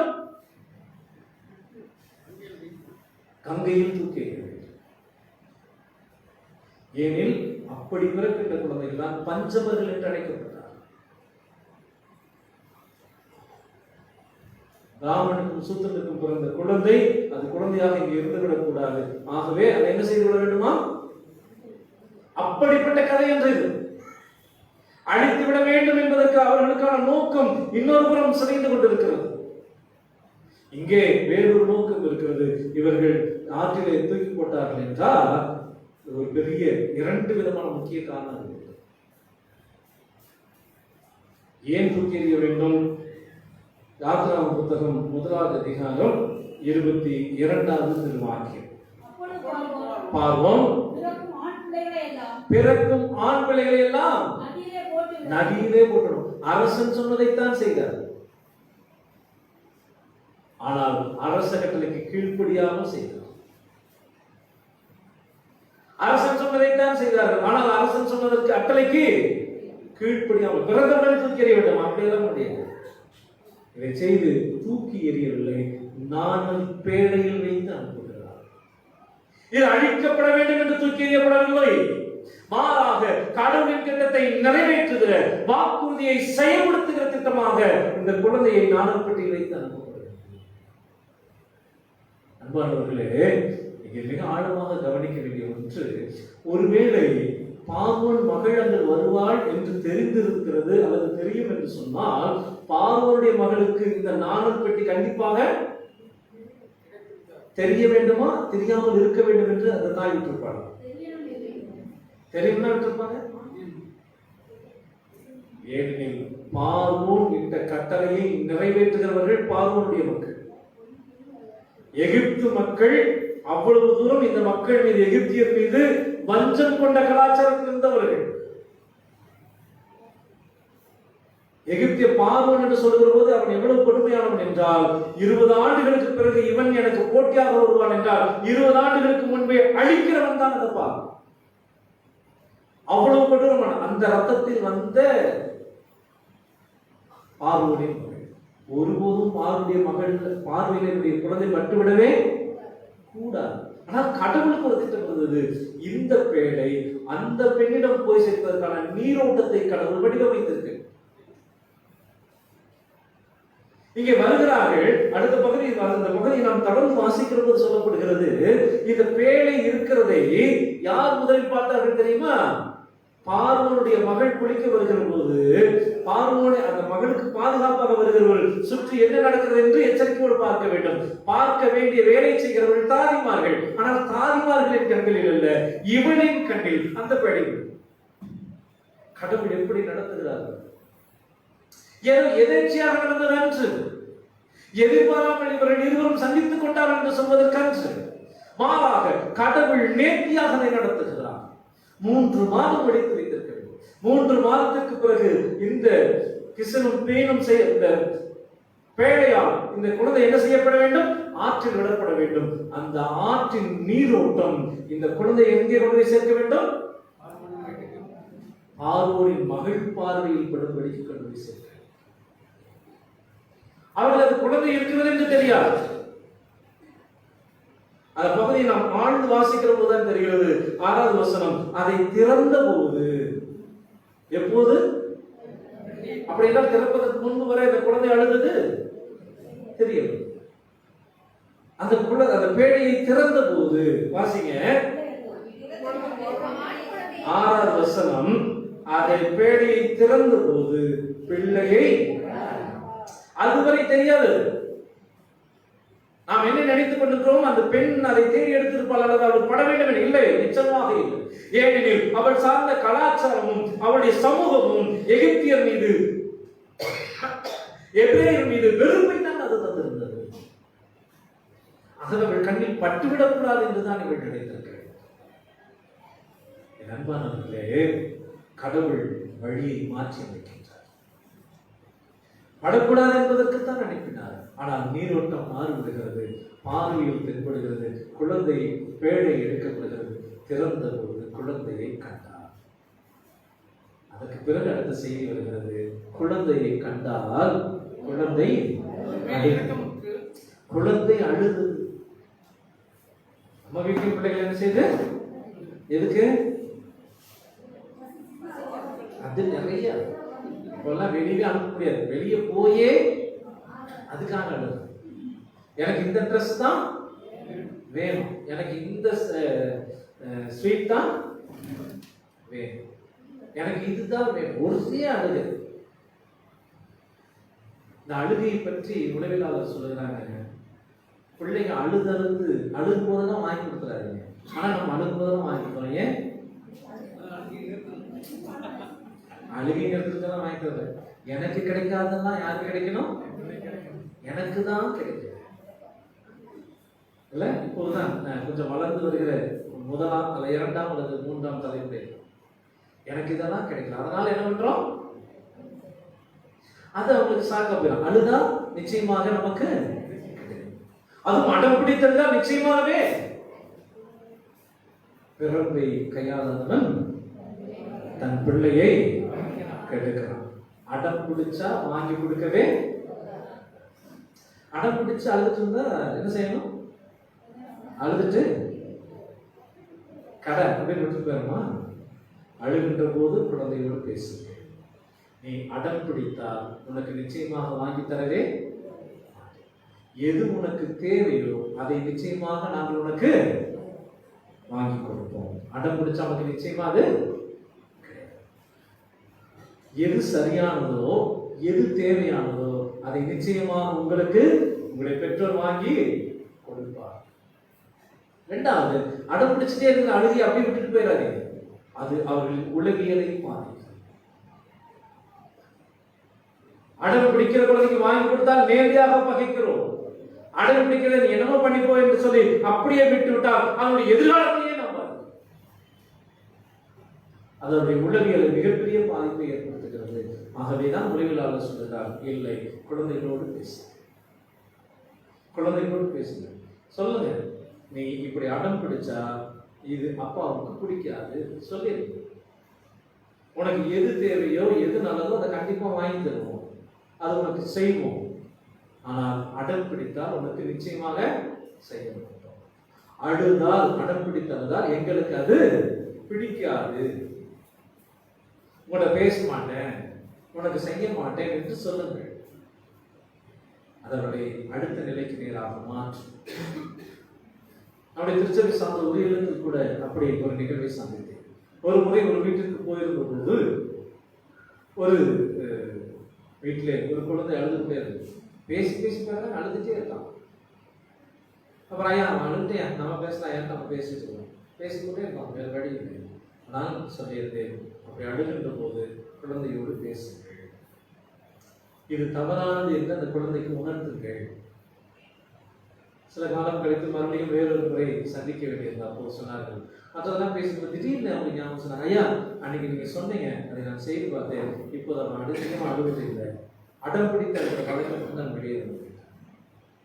நாம் குழந்தைகளோடு பேசுகிற போது குழந்தைகள் புரிந்து கொள்கிறார்கள். அன்பானவர்களே, குழந்தைகள் எவ்வளவு முதிர்ச்சியோடு நடந்து கொள்கிறார்கள் என்பதற்கு இந்த பகுதி ஒரு அழகான எடுத்துக்காட்டு. அவர்கள் மிகுந்த நேர்த்தியாக அணுகுகிறதை புரிந்து கொண்டு செயல்படுவதற்கு அவர்கள் ஆயத்தமாக இருக்கிறதை இந்த பகுதி நம்மோடு பேசுகிறது. 7வது வசனத்தை நாம் வாசிக்கிறோம். அங்கே சொல்லப்படுகிற ஒரு ஆழமான செய்தி இருக்கிறது. இந்த மோசேயுடைய அக்காவாகிய மிரியாம், அவள் எவ்வளவு ஒரு இக்கட்டான சூழ்நிலைகளை நேர்த்தியாக அந்த பகுதியை கையாளுகிறார்கள் என்பதை நாம் காண முடியும். வாசிங்கள். அந்த தமக்கை பார்வோனின் குமாரத்தியை நோக்கி இந்த பிள்ளையை வளர்க்கும்படி, இங்கே மிக மிக நுட்பமாக இந்த பகுதியை பார்க்க வேண்டும். அந்த குழந்தை வருகிறது, பேழையை பிரிக்கிறாள், பேழையினுள்ளே ஒரு குழந்தையை காணுகிறாள். அந்த குழந்தை அழுகிறது. அழுகிற போது உண்மையாகவே ஒரு பெண்ணாகவே அந்த குழந்தையின் மீது இரக்கம் பாராட்டுகிறாள், பரிவு கொள்கிறாள். பரிவு கொள்கிற அந்த வினாடியே மிக நேர்த்தியாக இந்த மிரியாம் என்று சொல்கிற சிறு பிள்ளை, அவள் நேர்த்தியாக அந்த சிறுவனை கையாளுகிறாள். அவள் போய் உடனடியாக பேசுகிறாள், நான் போய் இந்த குழந்தைக்கு பால் ஊட்டுகிற மாதிரி ஒரு தாயை வேணா நான் அழைத்து வரட்டுமா? அவளை சிந்திக்க இடம் கொடுக்கவில்லை. அடுத்து என்ன செய்ய வேண்டும் என்கிற எதிர்மறைக்கு நேராக அவள் போய்விடக்கூடாது என்ற எச்சரிக்கையோடு இருக்கின்ற மிரியாம் மிக சாதுரியமாக அந்த நிகழ்வை கையாளுகிறாள். இவள் ஒரு அரசியல் குமார்த்தி. அப்பேற்பட்ட அரசியல் குமாரத்தை சுற்றிலும் தாதிகள் இருக்கிறார்கள். அப்படி தாதிகள் இருக்கின்ற சூழலில் அடிமை பெண்ணாகி இந்த மிரியாம் அந்த கூட்டத்திற்கு எப்படி போய் இருக்க முடியும்? அந்த கூட்டத்திற்கு இருக்கின்ற போது தன் கருத்தை எப்படி வலிமைப்படுத்தி இருக்க முடியும்? மிக நேர்த்தியாக கையாளுகிற சிறு பிள்ளைகள். ஆனால் நாம் தான் நம் பிள்ளைகளுடைய அணுகுமுறையை பல்வேறு சமயங்கள் விமர்சித்துக் கொண்டே இருக்கிறோம். ஏதாவது ஒன்றை செய்யும்படி பிள்ளைகளை நாமே வழி நடத்துவோம். அவர்களே செய்து வருவார்கள். குழந்தைகள் ஏதாவது ஒரு செய்யலாம். இவ்வளவு விவசாயிட்ட உனக்கு அறிவில்லை, வளர்ந்து நிற்கிற அடுத்து வந்துடும், எல்லா விலங்குகளும் பெயரும் வீட்டில் வளர்த்துதான் வந்துடும். என்னை சேர்த்து சொல்லு.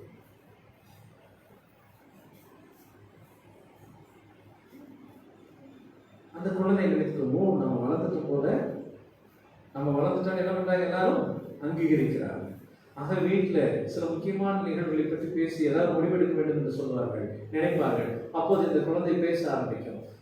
நான் சொல்லட்டுமா, ஏய் வாய ஆமா திறக்கக்கூடாது, இன்னும் இப்பவே மறந்துட்டே நீ வாய் பெருசை.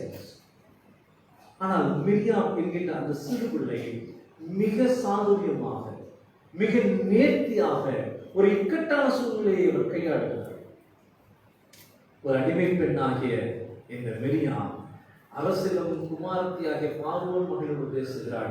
அவள் சிந்தனை வேறு பக்கம் போய்விடாமல் அந்த குழந்தையை பாதுகாப்பதற்கான பல்வேறு முயற்சிகளை தூண்டுகிறவர்களாக செயலாற்றுகிறார். வாசிப்போம். அந்த அவள் உமக்கு இந்த பிள்ளை வளர்க்கும்படி எபிரேய பெண்களிலே இருக்கிற ஒரு தாயை நான் அழைத்து வரட்டுமா என்று கேட்கிறார். அந்த பார்வனுடைய மகள் ஒத்துக்கொள்கிறாள். அதற்கு இந்த பெண் என்ன செய்கிறாள்? தன்னுடைய தாயையே அழைத்துக் கொள்கிறார். இந்த குழந்தையின் உண்மையான தாயாகிய யாரை அழைத்துக் கொண்டு போகிறாள்? யோசேப்பை அழைத்துக் கொள்கிறார். அது அடிக்கடி கேட்கிறது, அந்த பெயரை நினைவில் வைத்துக் கொள்வோம். மோசேயுடைய பெற்றோருடைய பெயர் அம்ரான் யோசேப்பை அழைத்துக் கொண்டு போகிறாள். அங்கே போகிற போது அடுத்த ட்விஸ்ட் அங்கே இருக்கிறது. அழகான செய்தி இருக்கிறது. என்ன செய்தி வாசியுங்கள். பார்வோனுடைய மகள் அவனை நோக்கி அந்த யோசேப்பை நோக்கி சொல்லுகிறாள், நீ இந்த குழந்தையை எடுத்துக்கொண்டு போய் அதை எனக்கு வளர்த்திடு. நான் உனக்கு என்ன கொடுப்பேன்? திருவிழியத்தில் விட கூலி என்று இருக்கிறது. முதல் பகுதியை திருமறை பகுதியை வாசித்த போது திருவிழியத்திலிருந்து வாசித்தோம். திருவிழியத்தில் கூலி என்று இருக்கிறது. அது கூலி அல்ல. அரசிடம் வாங்குறதுல என்னது? அரக்காசினாலும் அரசாங்கம் உத்தியோக சம்பளம். அது மொழிபெயர்ப்பு அது சிக்கல் தான். நல்ல தமிழ்ல தான் மொழிபெயர்ப்பு. ஆனால் அது கூலி என்று. நீ 3 மாதம் இந்த குழந்தையை வளர்த்து கொடு. அதுக்கு நான் என்ன கொடுக்க போறேன்? தம்பிளையே வளர்க்கிறதுக்கு அரசாங்கம் என்ன கொடுக்கணும்? இல்ல, அரசாங்கம் ஏதாவது செய்துட்டா போதும். இலவசத்தை பெற்றுக் கொள்கிற அளவுக்கு இந்த சமூகத்தை வைத்திருக்கிறீர்களே.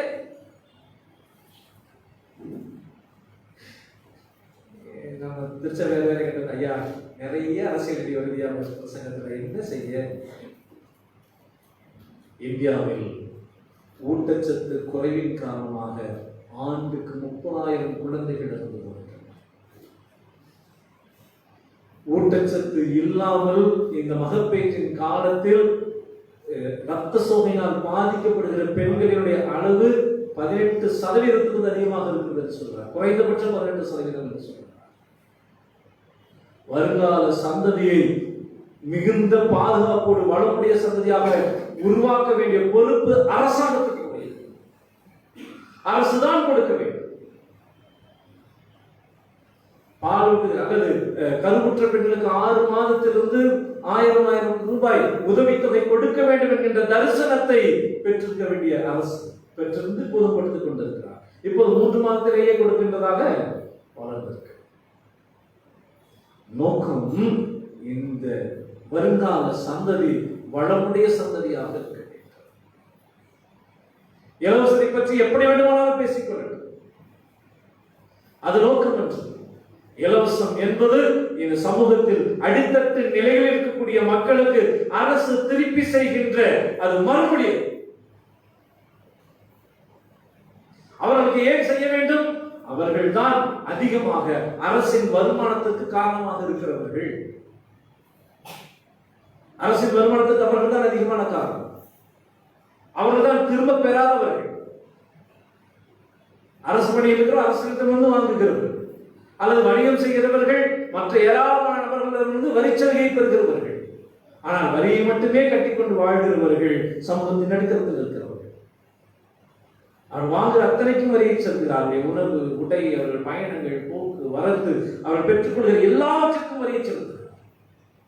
அவர்களுக்கு அந்த வரிக்கு, அவர்கள் பெற்றுக்கொண்ட வரிக்கு திரும்ப அவர்களுக்கு செய்வதுதான் இந்த இலவச திட்டங்களின் நோக்கம். ஆனால் மிக எள்ளி நகையாடுகிற சமூகத்திற்கு முன்பு இலவசங்கள் கொடுக்கப்பட வேண்டும். ஏனெனில் இந்த சமூகம் நலமுடைய சமூகமாக உருவாக்கப்படுவதற்கு, குழந்தைகள் இன்னமும் ஆரோக்கியமான குழந்தைகள் உருவாக்கப்படுவதற்கு, இந்த குழந்தைகளை பெற்றெடுக்கிற பெண்கள் இன்னமும் பலத்தோடு இருப்பதற்கு அரசு இந்த நலத்திட்டங்களை செய்துதான். வெறும் உணர்ச்சி வசப்படுகிற பேச்சுகளுக்கு மயங்கி விடாது இருக்கும்படி தம்பிகளை எச்சரிக்கிறேன். என்னுடைய வாலிப பிள்ளைகள், என்னுடைய தம்பிமார்கள் மிக முக்கியமானது. ஏனெனில் வரலாற்றை அறிந்து கொள்ளாத அரசர்கள் பல்வேறு புனைவுகளை ஏற்படுத்தி விடுகிறார்கள். அதுதான் இந்த நிகழ்ச்சியுடைய மிகப்பெரிய போர். 1ஆம் அதிகாரம் 8ஆம் வசனத்தை நாம் வாசித்தோம் இல்லையா? யோசேப்பை அறியாத ஒரு அரசன் வந்தான். அந்த அரசன் வந்தவனுடைய விளைவுதான் இப்பேற்பட்ட ஒரு கொடூர கோரமான நிகழ்வு நடைபெறுகிறது. பிறந்த பிள்ளைகள் எல்லாம் ஆற்றில் தூக்கி எறிய வேண்டிய இன்னலுக்கு ஆளாக்கப்பட்டார். வரலாற்றை அறியாதவர்களால் மிஷனரிமார்கள் இந்த சமூகத்தை எப்படி செதுக்கினார் என்பதை அறிந்திடாமல் மிஷனரிமார்கள் இந்த சமூகத்துக்கு வந்தபோது எல்லாவற்றையும் கல்வியை, மருத்துவத்தை, வேலை வாய்ப்பை, பல்வேறு காரியங்களை இலவசமாய் கொடுத்ததற்கான நோக்கம் உண்டு. அந்த நோக்கம் இந்த குழந்தை பாதுகாப்பாக வளர வேண்டும். இந்த மெரியாமின் இந்த பிள்ளை மிக நேர்த்தியாக இந்த சிக்கல்களுக்கு மத்தியில் அவர் செயல்பட்டதின் விளைவு இந்த குழந்தைக்கான ஊட்டச்சத்து கிடைத்தது. அவர் செயல்பட்டதனுடைய விளைவு ஒரு தாய் தன் குழந்தையை வளர்த்திருப்பதற்கான எல்லா விதமான தேவைகளையும் சந்திக்க பெற்றார். பல சமயங்களில் குழந்தைகளை கூட இருப்பவர்களை நாம் எண்ணி நகையாடி விடுகிறோம். ஒரு முறை ஒரு மகிழ்வுந்து நிறுவனம் புதிதாக நல்ல உயரமாக இருக்கக்கூடிய ஒரு மகிழ்வுந்தை தயாரிக்க வேண்டும் என்று நினைத்தார். அதன்படி தயாரித்தார். தயாரித்து முடித்து அந்த வாகனத்தை வெளியே எடுத்து வர முயற்சி செய்த போதுதான் அங்கே ஒரு பெரிய சிக்கல் காணப்பட்டது. இந்த வாகனத்தை விட முன்பு அந்த அறையினுடைய முன்பகுதியில் இருக்கக்கூடிய சுவர் கீழே வந்திருந்தது. அந்த வாகனம் அந்த நுழைவாயை விட கொஞ்சம் 2 சென்டிமீட்டர் உயரமாக. நிறைய யோசித்து பார்த்தால் எனக்கு வழியே தெரியவில்லை. உடனே அந்த நிறுவனத்தின் மேலாளர் சொன்னார், மேலே இருக்கக்கூடிய சுவரை கொஞ்சம் இடித்து விட்டால் என்ன செய்து விடலாம், வாகனத்தை வெளியே எடுத்து. அவருடைய மகன் ஓடி வந்து சொன்னார், அம்மா, அந்த அவருடைய தந்தை சொன்னார், அப்படி செய்ய வேண்டியதில்லை. அந்த வாகனத்தில் இருக்கக்கூடிய டயர் இருக்கக்கூடிய காற்றை வெளியெடுத்து என்ன ஆயிடும், உயரம் குறைந்த வாகனத்தை வெளியெடுத்து மறுபடியும் காற்று நிறைக்கிறோம். நம்மை காட்டிலும் நம்முடைய பிள்ளைகள் மிக அழகாக, மிக நேர்த்தியாக, சிக்கல்களுக்கு அவர்கள் தீர்வை கொடுக்கிறவர்களாக இருக்கிறார். செவிகளுக்கு திருச்சபைதான் மறுத்துவிடுகிறது. செவி கொடுக்க குடும்பங்கள் தான் மறுத்து விடுகிறார்கள். செவி கொடுப்பதற்கு பெற்றோர்கள் தான் மறுத்து விடுகிறோம். செவி கொடுக்க நாடு முன்வர வேண்டும். சிறு பிள்ளைகள் சுற்றுச்சூழலை பற்றி பேசுகிற வார்த்தைகள் எவ்வளவு இருக்கின்றன. சிறு பிள்ளைகள் தன்னுடைய உரிமைகளை வென்றெடுக்க வேண்டும் என்று சொல்லி முழக்கமிடுகிற ஏராளமான செய்திகள் இருக்கின்றன. சுற்றிலும் துப்பாக்கிகள் முழக்கமிட்டு உயிர் சிதறி உயிரினுடைய மரணத்தின் விளிம்பு வரை சென்று வந்த பெண் தான் இன்று உலகம் முழுவதும் போர் வேண்டாம் என்பதற்கு குரல் கொடுத்துக் கொண்டிருக்கிறார். அன்பானவர்களே, பிள்ளைகளிடமிருந்து கற்றுக்கொள்வதற்கு ஆண்டவர் அழைக்கிறார். அதனால்தான் ஆண்டவர் லூக்கா நட்சத்திரம் 18ஆம் அதிகாரத்தில் 15 தொடங்கி 17 வரை இருக்கக்கூடிய பகுதிகளிலே காணுகிற போது ஒரு அழகான காட்சியை கொண்டார். மார்க்கையும் அழகாக செல்வார். பிள்ளைகளை எல்லாம் எடுத்துக்கொண்டு பெற்றோர் வருகிறார்கள். அந்த பிள்ளைகளை ஆண்டவர் என்ன செய்ய வேண்டும், தொட்டு அவர்களை ஆசீர்வதிக்க வேண்டும் என்று சொல்கிறார். ஆனால் சீடர்களோ என்ன பண்ணாங்க, இதெல்லாம் யாருடையது, எங்களது, சின்ன பிள்ளைங்க வரப்படாது இல்ல, இவைகள் எங்களுடைய, சிறு பிள்ளைகள் வர. அன்பானவர்களே, ஆனால் கொஞ்சம் யோசித்து பார்த்தோம் என்றால் எவ்வளவு அழகான காட்சி. யூத பெண்கள் குழந்தைகளுடைய பிறந்த நாளின் போது யூத ரபிமாரிடம் கொண்டு வந்து அந்த குழந்தையை தொட்டு ஆசீர்வதிக்க வேண்டும் என்று சொல்லி விரும்புவார். ஏனெனில் யூத வழக்கத்தின்படி தலைகள் மீது கை வைப்பது குழந்தையை ஆசீர்வதிக்க, அங்கீகரிக்க, இப்படி பல்வேறு வழக்கங்கள் உண்டு. அப்போஸ்தலர் 6ஆம் அதிகாரம் 8ஆம் வசனத்தில் வாசிக்கிறோம், அங்கே தெரிந்தெடுக்கப்பட்டவர்கள் மீது கைகளை வைத்து அவர்களை என்ன செய்தார்களாம், திடப்படுத்தினார்கள். 8ஆம் அதிகாரம் 17ஆம் வசனம், 9ஆம் அதிகாரம் 17ஆம் வசனம் அப்போஸ்தலர் நாம் வாசிக்கின்ற போது அங்கே கைகளை வைப்பது ஆசீர்வதிப்பதற்கு, கைகளை வைப்பதற்கு, தூயாவியை பெற்றுக் கொள்வதற்கு, கைகளை வைப்பது என்பது அவளை அங்கீகரிப்பதற்கு. இயேசு கிறிஸ்துவிடம் குழந்தையை ஆசீர்வதிக்கும்படி கொண்டு வருகிறார்கள். சீடர்களோ அதட்டுகிறார்கள். இயேசு கிறிஸ்து என்ன செய்தார், அவர்களை பார்த்து விசனம் அடைந்து, சிறுபிள்ளைகளை என்னிடத்தில் கொண்டு வருவதற்கு தடை செய்யாதீர்கள், பரலோக ராஜ்யம் எப்படிப்பட்டவருடையது, சிறுபிள்ளையை போல இருக்கிறவர்களுடையது. நீங்கள் மனம் திரும்பி இந்த சிறுபிள்ளையை போல் ஆகாவிட்டால் உங்களுக்கு பரலோக ராஜ்யம் என்ன இல்லை, ஞான ஸ்நானமே கொடுக்க முடியல பல திருச்சபைகள் குழந்தைகளுக்கு. ஆனா ஆண்டவர் சொல்றார் பரலோகராஜ்யமே அவரிடத்தில் இருக்கிறது. நம்ம எல்லாம் சொன்னோம் இல்ல இல்ல, முதல்ல பாவம் பண்ணணும், அப்புறமேலு மனம் திரும்பணும், அதுக்கப்புறம் தான் அறிக்கை பண்ணணும், அதுக்கப்புறம் தான் ஞானஸ்நானம். அதனால எதுவுமே வேண்டியதில்லை. பாவம் செய்யாமல் மனம் திரும்ப வேண்டிய அவசியம் இல்லாமல் நாம் நேரடியாக பரலோகராஜ்யத்துக்கு உரியவராக நாம் பார்க்கிறோம் என்றால் சிறு குழந்தைகள் அப்படிப்பட்டவர்களாக இருக்கிறது. அதனாலதான் குழந்தைகளுக்கு நாம் திருமணத்தை கொடுக்கிறோம். அப்படின்னா எந்த குழந்தை வேணாலும் வந்தாலும் திருமணத்துக்கு கொடுப்பதில்லை. யார் ஒருவர் தங்களுடைய பிள்ளைகளை கிறிஸ்துவ பெற்றோராக இருந்து இவர்களை கிறிஸ்துவின் சன்மார்க்கத்தை வளர்ப்போம் என்று யார் வாக்குறுதி தருகிறாரோ அவர்களை நாம் வளர்த்திருக்கிறோம். அன்பானவர்களே, அது அந்த பெற்றோருடைய பொறுப்பு மாத்திரம் என்று திருச்சபையாக சேர்ந்து சொல்கிறோம். ஆம், நாங்கள் இந்த குழந்தை நடக்கையில பாதிப்பு வராமல் ஒழுக்கத்தோடு நாங்களும் நடந்து கொள்கிறோம். எவ்வளவு பெரிய பாக்கியம் இந்த குழந்தை, எவ்வளவு பெரிய அழைப்புக்கு நேராக இந்த குழந்தைகள் இருக்கிறார்கள். என் அன்புக்குரிய திருச்சபையே, அன்பானவர்களே, இந்த குழந்தைகள் வாக்குத்தத்தத்தை நிறைவேற்றுகிறவர்கள். அதனால்தான் பேழையின் வழியாக வெளிப்படுத்தப்பட்டார். இந்த குழந்தைகள் வழியாக இறை திட்டம் நிறைவேற்றப்பட வேண்டும். இந்த பிள்ளைகள் மிகுந்த தெரிந்தவர்களாக தேர்ந்தவர்களான அணுகுமுறையை வைத்திருக்கிறார்கள் என்பதை கண்டு அவர்களை சரியான விதத்தில் அங்கீகரிப்பவர்களாக இருப்பதற்கு கடவுள் நம்மை அழைத்திருக்கிறார். இன்னமும் திருமறையின் நெடுகிலும் சொல்லப்படுகின்ற செய்திகளை ஆழ்ந்து கற்றுக்கொண்டு வரலாறு அறியாத மக்களுக்கு மத்தியிலும் கூட வரலாற்றை உருவாக்குகிற பிள்ளைகளாக நம்முடைய பிள்ளைகளை உருவாக்க வேண்டும். இந்த தாய் அடுத்ததாக சொல்லுகிற செய்தி இருக்கிறது. இந்த தாய் எப்படியெல்லாம் இந்த மோசையை வளர்த்திருக்க வேண்டும். ஏனெனில் அவளுக்கு தெரியும், வரலாறு தெரியாதவன் அரசனாக வந்ததால் தான் நாங்கள் விழுவ பாடுபடுகிறோம், ஆகவே வரலாற்றை கற்றுத்தரங்க. இந்த பிள்ளையை வளர்த்திருக்கின்ற போது வரலாற்றை கற்றுக் கொடுத்திருக்கிறார். அதனால்தான் 10ஆம் வசனத்தோடு அவருடைய பிறப்பு செய்தி முடிகிறது. 11ஆம் வசனம் தொடங்குகிற போது இப்படி தொடங்கும். யாத்திராகமம் 2:11. வளர்ந்து பெருகிய போது, இதுக்கு தப்பா இருக்கு டிரான்ஸ்லேஷன், தன் இனத்தாரிடம் போனார். பவுல்ல வாசிங்க. தன் சகோதரத்துக்கு போனார். இந்த இனம் இந்தியாவில் தமிழ்நாட்டில் பேசும்போது ரொம்ப பயமாவே இருக்கு இல்ல? ஆபிரகாம் தன் இனத்திலே போய் பெண்ணெடுக்க சொன்னார் அப்படின்னா உடனே நம்மளால என்ன பண்றது? இல்லையா, எங்க ஊர்ல தான் போய் நாங்க கொண்டாடுறோம், ஏன் இத்தனை கிலோ தருவாங்க அப்படின்னு. நம்ம ஒண்ணு சலைச்சவங்களா இல்ல ஐயா, நம்மளதான் இருந்தா யாருதான் இருக்கணும்னா நாம் ஒன்றும் குறைந்தது. அதனால அந்த இனங்கிற கொஞ்சம் எச்சரிக்கையோடு வாசிக்கிறது. இங்கே சொல்லப்படுகிறது, மோசே தன் சகோதரரோடு கூட சேர்ந்தார். சகோதரர் யார்? எங்கே? அந்த பகுதி மிக வாசிங்க. பார்த்து ஒருவனை ஒரு எகிப்தியன் அடிக்கிறதை கண்டு, இங்கே பாதிக்கப்படுகிற தன்னுடைய சகோதரன் கூட அடையாளப்படுத்தப்பட வேண்டும் என்கின்ற வரலாற்றை அறிந்திருக்கக்கூடிய அல்லது கற்றுத்தரப்பட்டிருக்கிற இந்த மோசே யார் கற்றுக் கொடுத்திருக்க வேண்டும்?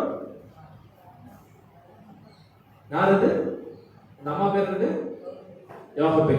மறுபடி சொல்லிட்டே இருக்க சர்வீஸ் பண்ணிடுறாங்க. யோகபே தன் வரலாற்றை கற்றுக் இந்த மோசே அவன் அரண்மனையில் வளர்ந்திருந்தவன், ஆகவே அவன் கலைகள் பயின்றவன், அவன் அறிவியல் பயின்றிருக்க வேண்டும், வரலாறு, புவியியல், இன்னும் பல்வேறு அவருடைய எல்லா விதமான கற்றுத்தேர்ந்தவனாக இருக்க வேண்டிய மோசே. யூத இலக்கியங்கள் சொல்கிறது, ஒரு போரை தலைமை தாங்கி நடத்தியவனாக இந்த மோசே இருந்தான் என்று. ஒரு மிக முக்கியமான போர்ப்படை தளபதியாக அந்த மோசே இருந்தவர்.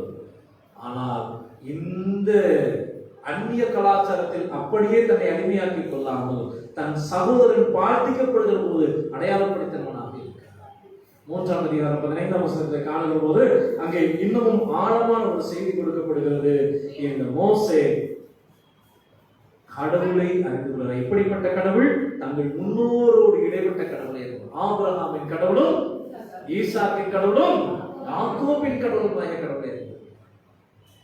அன்புக்குரியவர்களே, திருச்சபையே, நம் பிள்ளைகளை வளர்த்திருக்கிற போது நம் வரலாற்றை சொல்லித் தருவதற்கு அழைக்கப்படுகிறோம்.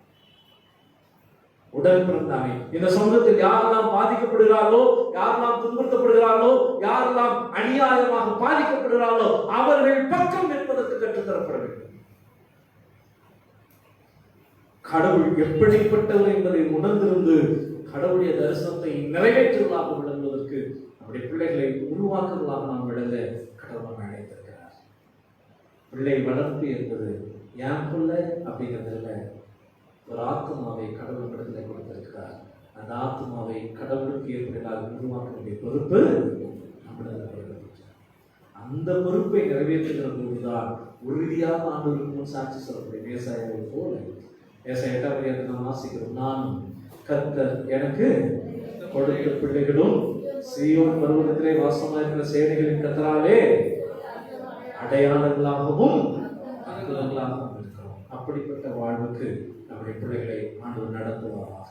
பேழையிலிருந்து பொருட்படுகிற என்னுடைய பிள்ளைகளாக ஒரு புதிய வாக்குத்தத்தத்தை உரிமையாக்கிக் கொள்கிற பிள்ளையாக உடன்படிக்கையின் திட்டத்தை வாக்குறுதியில் நிறைவேற்றுகிற மகனாக நம்முடைய பிள்ளைகள் விளங்க ஆண்டு சுமத்தை நாம் ஒப்புக்கொடுப்போம். ஆண்டு சுமத்தை நாம் ஜெபம் செய்வோம். ஆண்டவரே, நாங்கள் எங்கள் பிள்ளைகளுக்காக உங்களை பார்த்து நாங்கள் மாற்றாங்க. எங்களுடைய பிள்ளைகள் உமக்குள் வாழ்ந்திருக்க அப்படி பார்த்து நாங்கள் மாற்றாங்க. அரசின் சட்டங்கள் திட்டங்கள் இன்னமும் ஒருவேளை கடவுளே இந்த சமூகத்தின் சட்ட திட்டங்களிலே நாங்கள் விழுந்து போய்விடாதபடிக்கு நாங்கள் உமக்கென்று நிற்க எங்களை ஆயத்தப்படுத்த சொன்னாங்க. எங்கள் பிள்ளைகள் ஆசீர்வாதமாய் இருக்கும்படிக்கு, எங்களுடைய பிள்ளைகள் ஆசீர்வாதத்தில் இன்னும் பெருகும்படிக்கு பார்த்து நாங்கள் நன்றாங்க. ஆசீர்வதியும் எங்கள் பிள்ளைகள் எல்லாம் விழிவம் வர கண்டுகிறாய் விளங்கட்டும். இந்த திருச்சமத்தில் ஒப்புக்கொண்டிருக்கிறோம். இந்த திருச்சமத்தில் நாங்கள் ஒப்புக்கொண்டிருக்கிறோம் சுவாமி. ஆசீர்வதிப்பதாக கடவுளே, எங்கள் பிள்ளைகள் ஞானத்தில் வரலாற்றை இன்னும் ஆண்டவருடைய பயபக்தியில் ஞானமாய் அறிவார்ந்த சமூகமாய் விளங்குவதற்கு கற்றுத்தான். ஒரு இக்கட்டான சூழ்நிலைகளை நேரிய விதத்துல தேர்ந்த விதத்துல கையாளுவதற்கு எங்கள் பிள்ளைகளை பக்குவப்படுத்தும். வாழ வைப்பதற்கான வழிகளை தேடுகிற பிள்ளைகளாக உருவாக்குறவர்களாக விளங்க ஞானமாய் நடந்த உன் பாதத்தில் அர்ப்பணிக்க நீர் ஆற்றப்படுத்துவீராக. இயேசு கிறிஸ்துவின்படியே வேண்டிக் கொள்கிறோம். திருச்சபையான அறிவிப்புகள் நம்பிக்கைகளை மீண்டும் ஆண்டவரான இயேசு சிந்தத்தில் யாவருக்கும் அன்பின் நல்வாழ்த்துக்களை மனமாற்ற தெரிவித்துக் கொள்கிறேன். அன்பானவர்களே, கடந்த சில மாதங்களாக உங்களுக்கு அறிவிக்கப்பட்டபடியே வருகிற ஞாயிற்றுக்கிழமை காலை 7 மணிக்கும் 9 மணிக்கும் நடைபெறுகிற சிறப்பு வழிபாட்டில் உங்கள் சிறப்பு காணிக்கைகளை ஆலயத்தின் கட்டுமான பணிக்கென்று படைக்க உங்களை அன்போடு கேட்டுக்கொள்கிறோம். ஆலயத்தின் கட்டுமான பணி மிக விரைவாக நடந்து கொண்டிருக்கிறது. ஆலயத்தின் உட்புறத்தில் காங்கிரிகேஷன் அமர்கிற இடம் முழுவதும் இந்த கருங்களானது பதிக்கப்பட்டிருக்கிறது. ஆகவே அது மாத்திரமல்ல, ஆற்றல் பகுதியுடைய சுவர் மேலே எழுப்பி வந்திருக்கிறது. அது கீழே பேஸ்மெண்ட்ல கொஞ்சம் வேறு வடிவத்தை மாற்றி அமைக்க வேண்டும் என்று சொல்லி என்ஜினியர்ஸ் திட்டமிட்டு அதை மாற்றி அமைத்திருக்கிறார்கள். முகப்பில் ஒரு கோபுரம், முகப்பு கோபுரம் அல்லது சிறியாவிலான கோபுரம், மணி மண்டபம் பெல்ஸ்டோருக்கான கோபுரம் வேகமாக வளர்ந்து வருகிறது. காலையில செயலாளர் அறிவித்தபடி எப்படியாவது கிறிஸ்துமஸ் வழிபாட்டையாவது அங்கு நடத்த வேண்டும் என்று நாம் யோசித்துக் கொண்டிருக்கோம். அதற்காக எல்லா விதத்திலும் வேகமாக நாம் இந்த காரியங்களை செய்து கொண்டிருக்கிறோம். அப்படி செய்வதற்கு குறைந்தபட்சம் ஒரு 30 லட்சம், அதிகபட்சமாக அதெல்லாம் இந்த கொஞ்சம் ஒரு மாதிரி செஞ்சு முடிச்சிடலாம் அப்படின்னு சொன்னா ஒரு 40 லட்சம் ரூபாய் நமக்கு தேவை. 30-40 லட்சம் ரூபாய் நமக்கு தேவையாக இருக்கிறது. கடந்த நன்றி படைப்பு திருவிழாவின் போது ஒரு குடும்பம் 5000 ரூபாய் வேண்டும் என்று நாம் கேட்டிருந்தோம். ஆனால் இப்போது அப்படி நாம் கண்டிப்பாக கொடுக்க வேண்டும் என்று கேட்க முடியாது. ஆனால் நீங்கள் மனமுகந்து அதை படைக்க முடியும். எப்படியாவது ஒருவேளை ஒரு சிறப்பு உரையை இந்த ஒரு வார இடைவெளியில் எப்படியாவது ஒரு இடத்துல கொண்டு வந்து சேர்ப்பதற்கு நாங்கள் முயற்சி செய்கிறோம். விரைந்து அந்த உரைகள் கவர்கள் கொடுக்கப்படும். இன்னமும் நீங்கள் ஆயத்தோடு ஜபத்தோடு வந்து காணிக்கை படைக்க அன்போடு கேட்டுக்கொள்கிறோம்.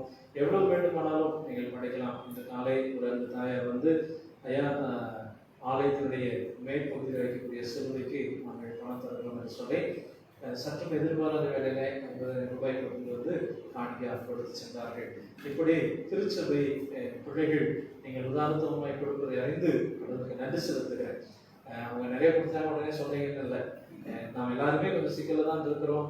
ஆனாலும் இப்படிதான் இருக்குது, என்ன ஆகணும் அப்படின்னு நம்ம யோசிக்கும் முன்பாகவே கொண்டு வந்து கொடுக்கிற உதாரணத்துவத்தை நாம் காண்கிறோம். ஆகவே மனமும் வந்து நீங்கள் இந்த காணிகளை படைக்க உங்களை அப்போது நான் கேட்டுக்கொள்கிறேன்.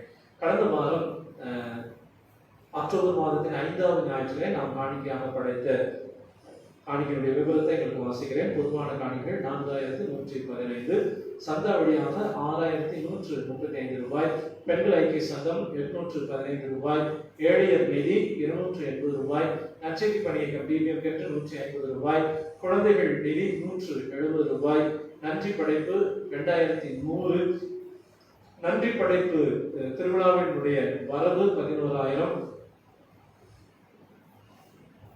நேற்று கடந்த வாரம் காணிக்கை முருங்கைக்காய் வழியாக ஏலத்தின் வழியாக பெற்றுக்கொண்ட தொகை 160, கட்டுமான பணிக்கென்று 19,000, மொத்தமாக 44,835 ரூபாய். 5வது வாரத்திலேயே நாம் காணிக்கையாக படைத்திருக்கிறோம்.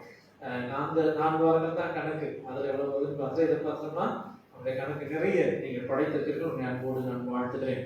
இந்த வழிபாட்டில் தொடர்ச்சியாக திருவிருந்து வழிபாடு நடைபெற இருக்கிறது. ஆகவே திருச்சபையார் அதற்கு திருவிருந்து ஆயத்தமாக வந்திருக்கிற பங்கெடுக்கவங்களை அன்போடு நாம் கேட்டுக்கொள்கிறோம். அடுத்த வாரம் நடைபெறுகிற இந்த வழிபாட்டில் நான் இந்த வழிபாட்டில் இருக்க மாட்டேன். நான் வேறு திருச்சபையினுடைய ஸ்தோத்திர பண்டிகைக்கு நன்றி படைப்பு திருவிழாவில் வருவதாக முன்பே 2 மாதங்களுக்கு முன்பே மாப்பு கொடுத்தனால அது நான் காலத்துக்குள்ள எல்லாம் போனது. இன்னும் ஒரு ஆலயம் வர இருக்கிறார், வந்து நமக்கு அவனுடைய வார்த்தையை வழங்கி அந்த காணிக்கைக்கு சிறப்பு செய்தியோடு நம்ம அந்த வார்த்தையை நாம் அணுகிருக்கிறோம்.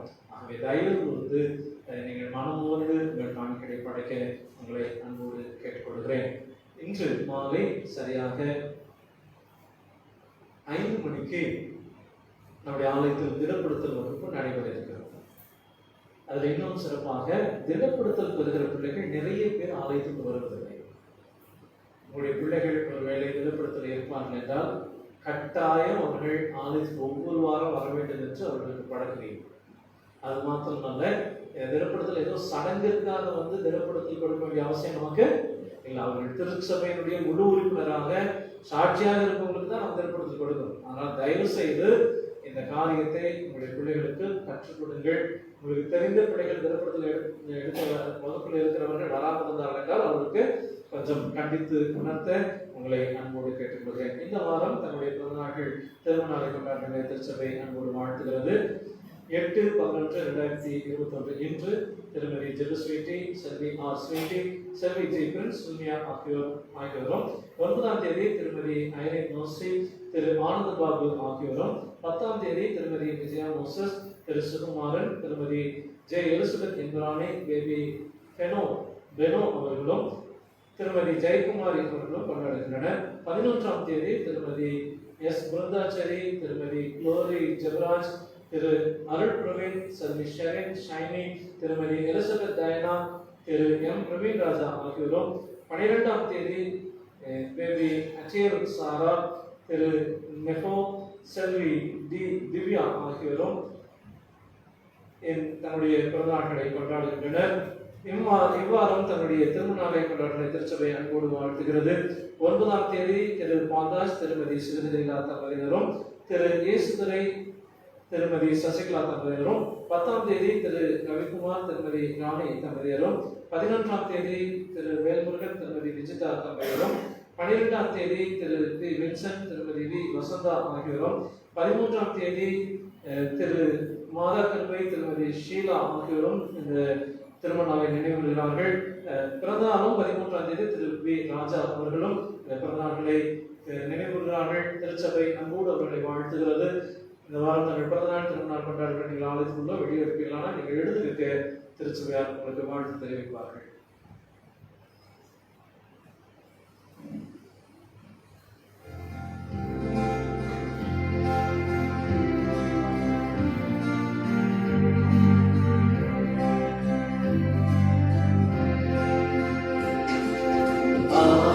ஆசீர்வதிக்கும் தேவன்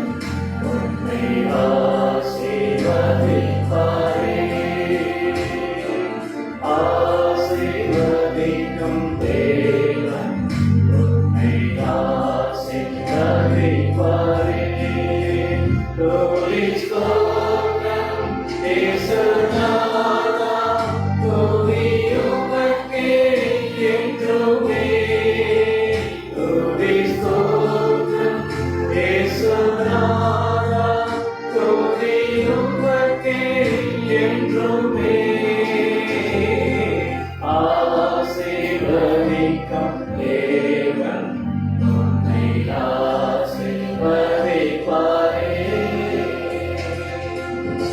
ஜெபம் செய்வோம்.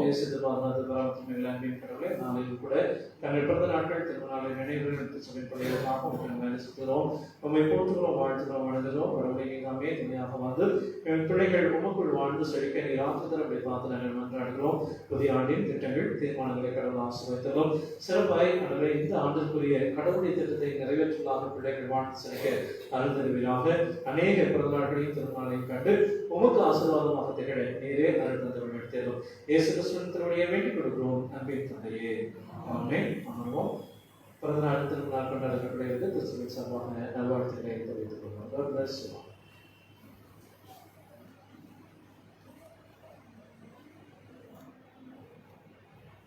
திருமண அறிக்கை.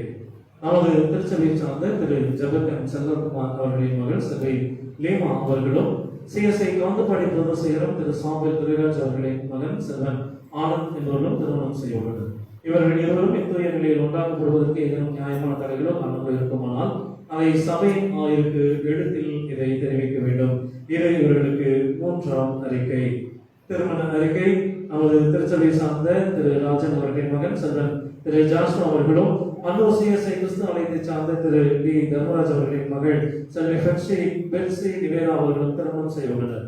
இவர்கள் இருவரும் இத்தகைய நிலையில் உண்டாக்கப்படுவதற்கு ஏதேனும் நியாயமான தடைகளோ காரணங்களோ இருப்பின் அதை சபையின் ஆய்வுக்கு எழுத்தில் தெரிவிக்க வேண்டும். இது இவர்களுக்கான இரண்டாம் அறிக்கை.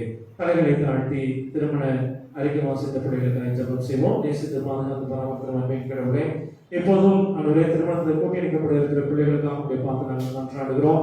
பிள்ளைகளுக்கு திருச்சபத்தில் நாங்கள் ஒப்புக் கொடுக்கிறோம் சுவாமி. எங்கள் ஆசிரியர் கடவுள் பிள்ளைகளோடு இருந்து அவர்களை ஆசிரியத்தை மேம்படுத்த பார்த்து நாங்கள் நன்றாடுகிறோம்.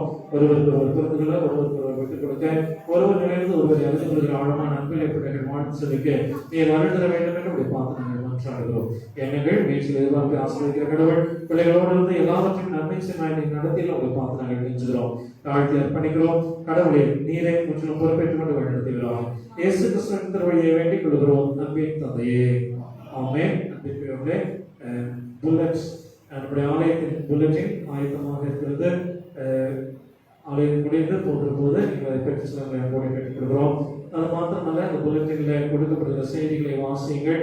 வாசித்து ஆண்டவர் பெற்று நிற்க ஆண்டவர்களை வழிநடத்துவதாக.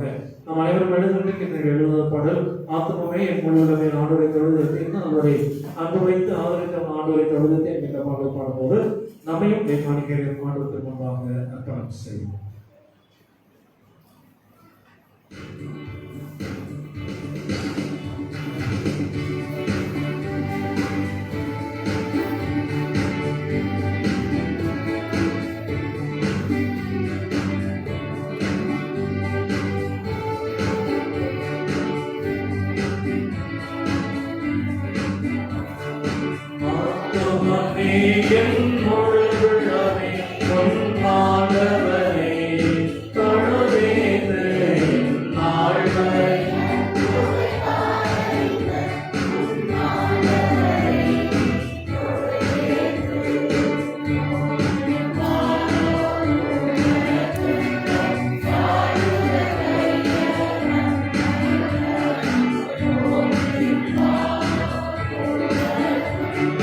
Hallelujah.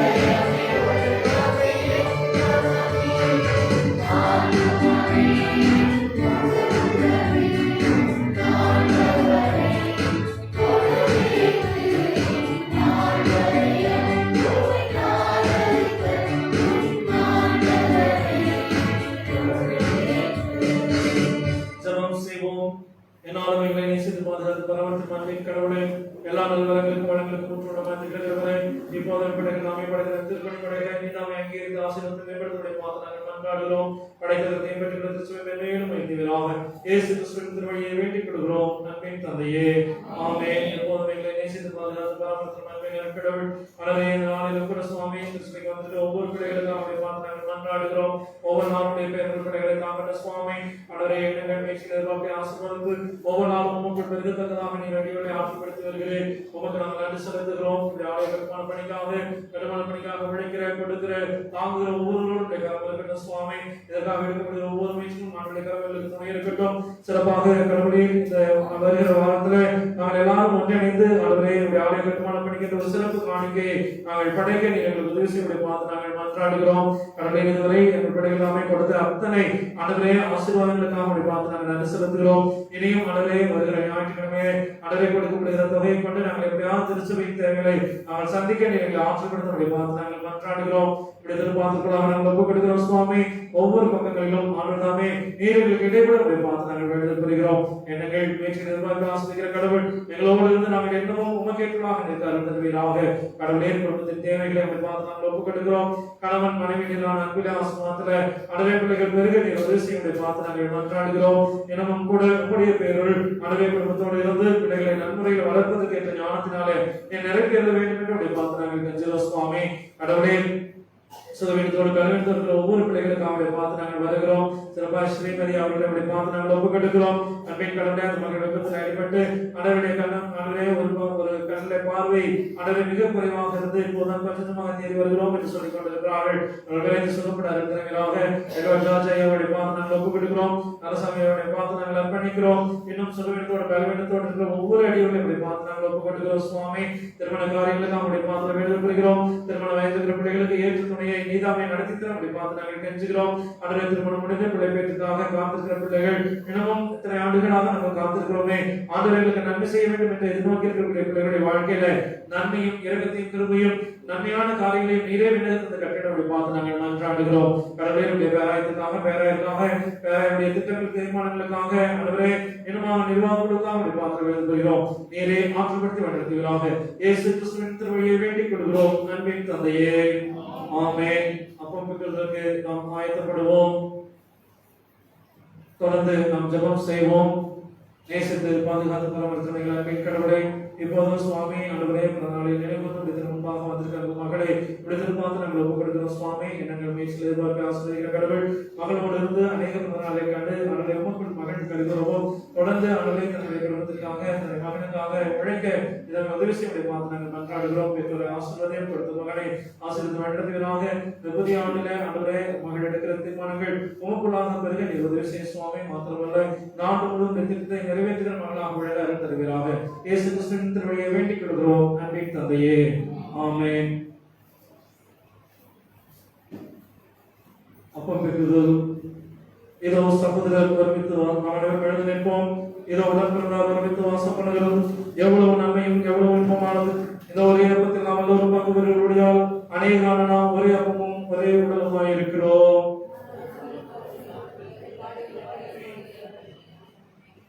அருகில் இருப்பவர்களோடு கடவுளுடைய சமாதானத்தை நாம் பகிர்ந்து கொள்வோம். கர்த்தருடைய சமாதானம் அவர்களோடு இருப்பதாக.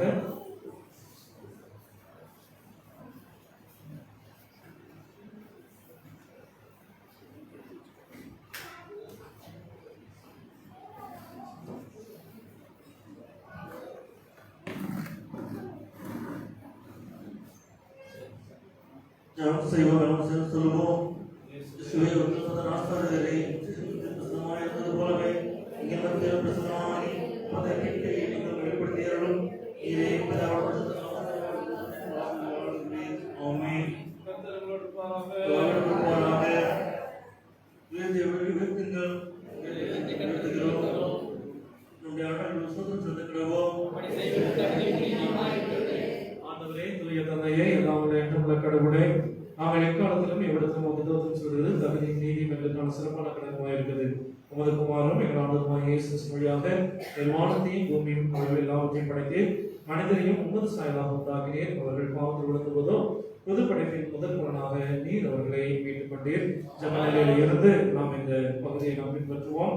ஜெப நிலையில இருந்து நாம் பின்பற்றுவோம். அதனால் தூதரோடும் தூதரோடும் பரமசபையோடும் நாங்கள் ஒரு மாற்றியை புகழ்ந்து மேம்படுத்தி சேனைகளின் கர்த்தராகிய கடவுளை பரிசுத்த வானமும் பூமியும் ஒரு மாற்றியாக இருக்கிற முதமானவராகிய தேவனுக்கே மகிமை உண்டாவதாக என்று இடைவிடாமல் உன்னை உத்தரிக்கிறோம். நாமத்தினாலே ஆம் தந்தையே, நீ தூயவர், நீ போற்றுதலுக்குரியவர்.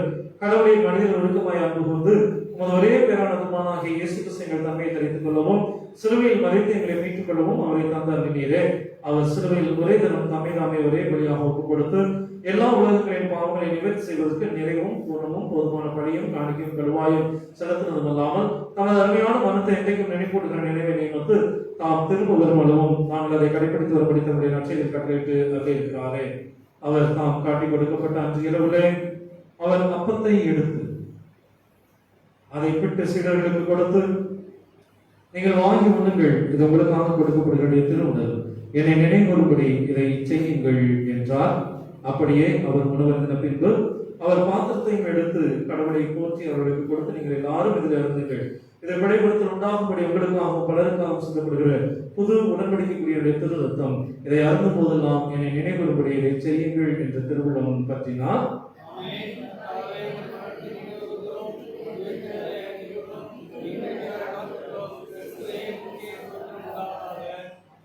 ஆதலால் தந்தையும் மதுக்குமானாகிய எங்கள் ஆண்டவரின் நன்மையான பாடுகளையும் மரணத்தையும் மகிமையான உயிர்த்ததையும் பரமேதன் நினைவு கூர்ந்து உமது அடியவர்களாகிய நாங்கள் அவருடைய கட்டளைப்படியே அவர் திரும்ப வரும்பளவும் அவரை நினைவு கூர்ந்து இதை செய்கிறோம். அவரில் நீர் எங்களுக்கு நிறைவேற்றின பூர்ண மீட்புக்காக உமக்கு நன்றி செலுத்துகிறோம்.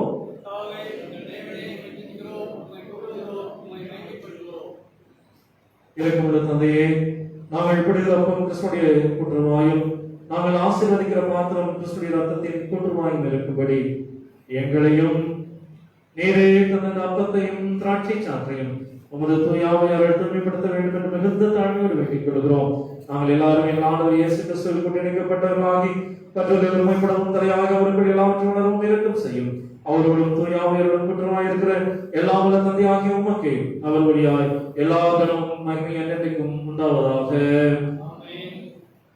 நாம் சேர்த்து மன்றாடுவோம். நமது ஆண்டவராகிய இயேசு கிறிஸ்துவின்படியே நமக்கு அவர்கள் அருளப்பட்ட தைரியத்தோடு சேர்த்து சொல்வோம். அவருடைய பிதாவே,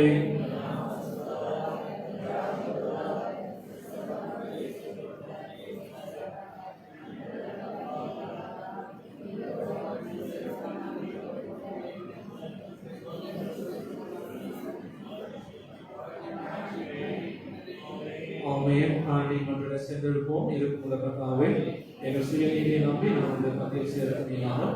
என்னுடைய அளவற்றையை சேர்க்கிறோம். உடைய நேசின் கீழும் துணிக்கைகளையும் கொடுக்கின்றன நாங்கள் பார்த்தாங்க. ஆனாலும் தேவை எப்பொழுதும் இறக்கம் செய்கிற ஆகையால் கர்த்தாவே, அருமையான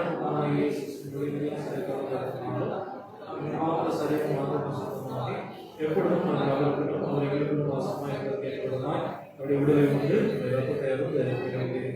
செய்திருக்கிறோம். நாம் பிடிக்கிறப்போ கிறிஸ்துடைய உடலை கூட்டுறவாய் இருக்கிறது அல்லவா?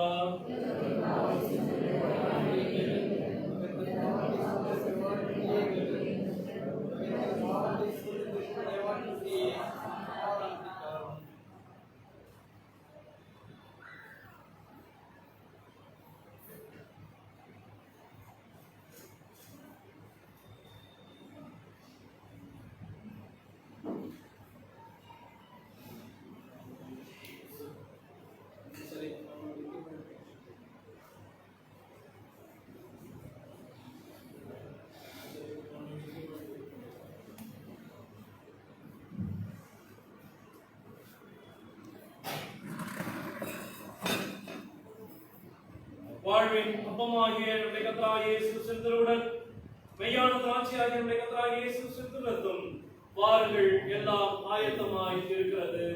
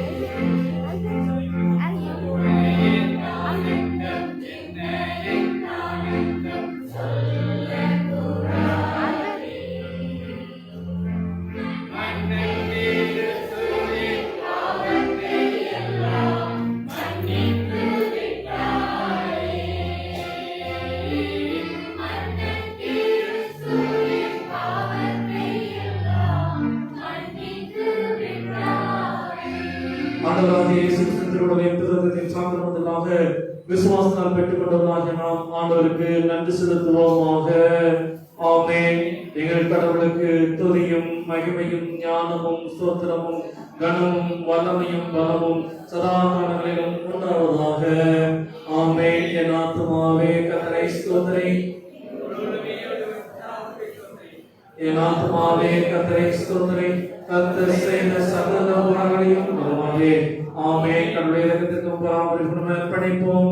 எல்லா புத்திக்கும் மேலான கடவுளுடைய சமாதானம் நம்மோடு இருந்து நாம் கடவுளையும் அவருடைய குமாரனாகிய இயேசு கிறிஸ்துவை பற்றி அறிவுறும்படி நம் இருதயத்தையும் சிந்தையும் காக்க கடவுளது. தந்தை மைந்தன் தூய ஆவியாகிய சர்வவல்லமை நிறைந்த கடவுளுடைய ஆசீர்வாதம் உங்களுக்குள்ளே இருந்து எப்போதும் உங்களுடைய நிலைத்திருக்க கடவுளது.